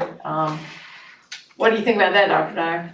Yeah, it's one of those things, we'll have to see how it comes in July, but then we're gonna have to watch the sales tax every month. And I will tell you, for example, the liquor by the drink went down drastically this past month. So, it's one of those things where one goes up, one goes down, but that's something we can continue to watch. And if there's something we can do, then I'm all for it. But it's something we'll have to watch carefully, of course. Liquor stores. But the Lowe's and Home Depot and all the things that we went to do, because we were doing all these at-home projects, all Right. that sales tax should have gone up. Sure. Okay. Well, just following up, what Carolyn said and others have said, I appreciate this committee and Dr. Elliott's leadership in this. This is a huge task, and everybody has just jumped in and done a fantastic job of leading their program and their part of this.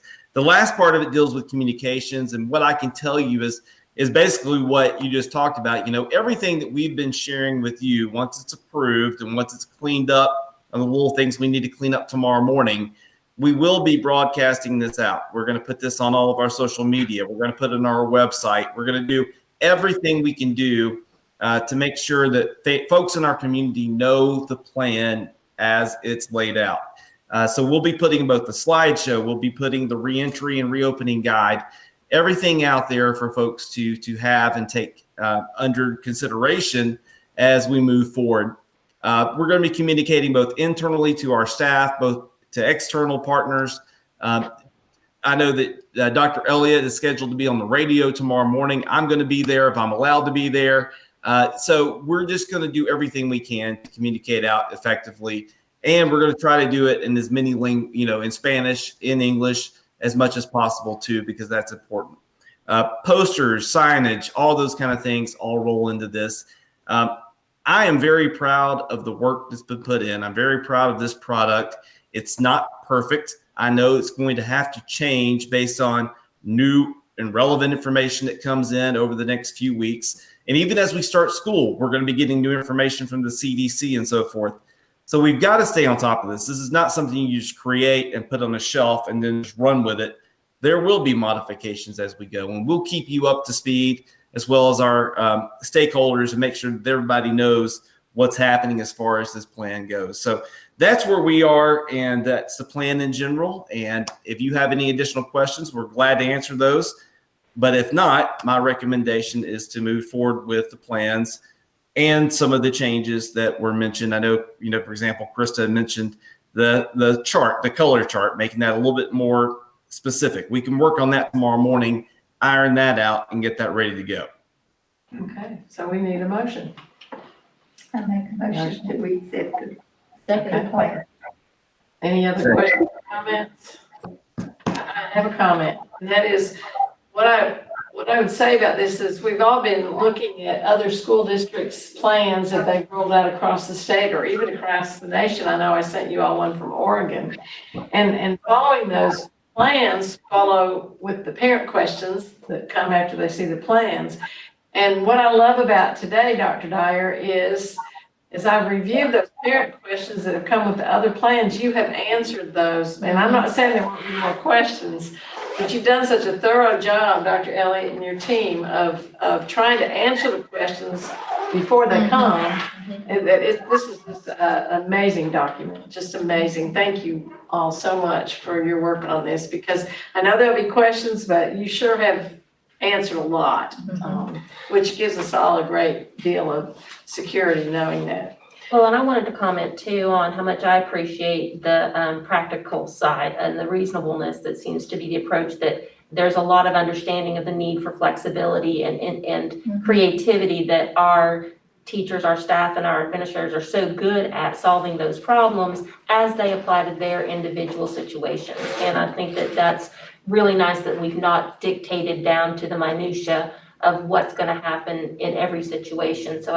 But there's still enough guidance to where we're supporting our staff and giving them the resources they need to make those decisions. So. And that was one of the things with the word guide as the title here, because we wanted to be guidance and a framework, but we know that our teachers and our principals and other staff members will do a great job with making the best decision possible, and reasonable decision, because students are their priority, and we know that, we've seen that. I think How we all work together, and you've done it just for what's best for our students, and our parents, and I think that's wonderful. We appreciate y'all so much. Steve? I was just reiterating that as well. It's so complex. It's touched every part of our school district, and of course our families and our lives. And to make it this thorough and relatable is to be commended. Really, really good job, and extremely thorough and understandable. So great job, everybody. Thank you. All right, if there's no more comments, I'll have Julie call the roll, please. Carolyn Ingram, Yes. Peggy Pesterfield, Yes. Krista McKay, Yes. Don Robinson, Yes. Charlie Cogdill, Yes. Steve Morgan. Yes. Okay, it's unanimous. Hey, Passes. thank you. Thank you. Thank you. Thank you. Hope you get out soon. You too. Yeah. When do you find out, doctor? It's been day 8, so I'm still waiting. Well, we're praying it's negative and you get well. Obviously, you didn't have a health department do your test, right? Are you still in your pajamas? I'm not saying anymore. Okay. Dr. Dyer, you have any other business? Anything else, Dr. Dyer? No, ma'am. Okay, well, with that, anybody else? We will adjourn. Thank you all for your time today. Very well. Okay, what, Thanks. have y'all had any vacation anytime I don't Been think very so. Very limited. But we'll catch up here I hope eventually. so. Yeah, eventually, I can't imagine This when. is fantastic. We've been working on it, but I know there's. Oh, I can tell you've been working. Oh, my goodness. I think we did a pretty good job. You really?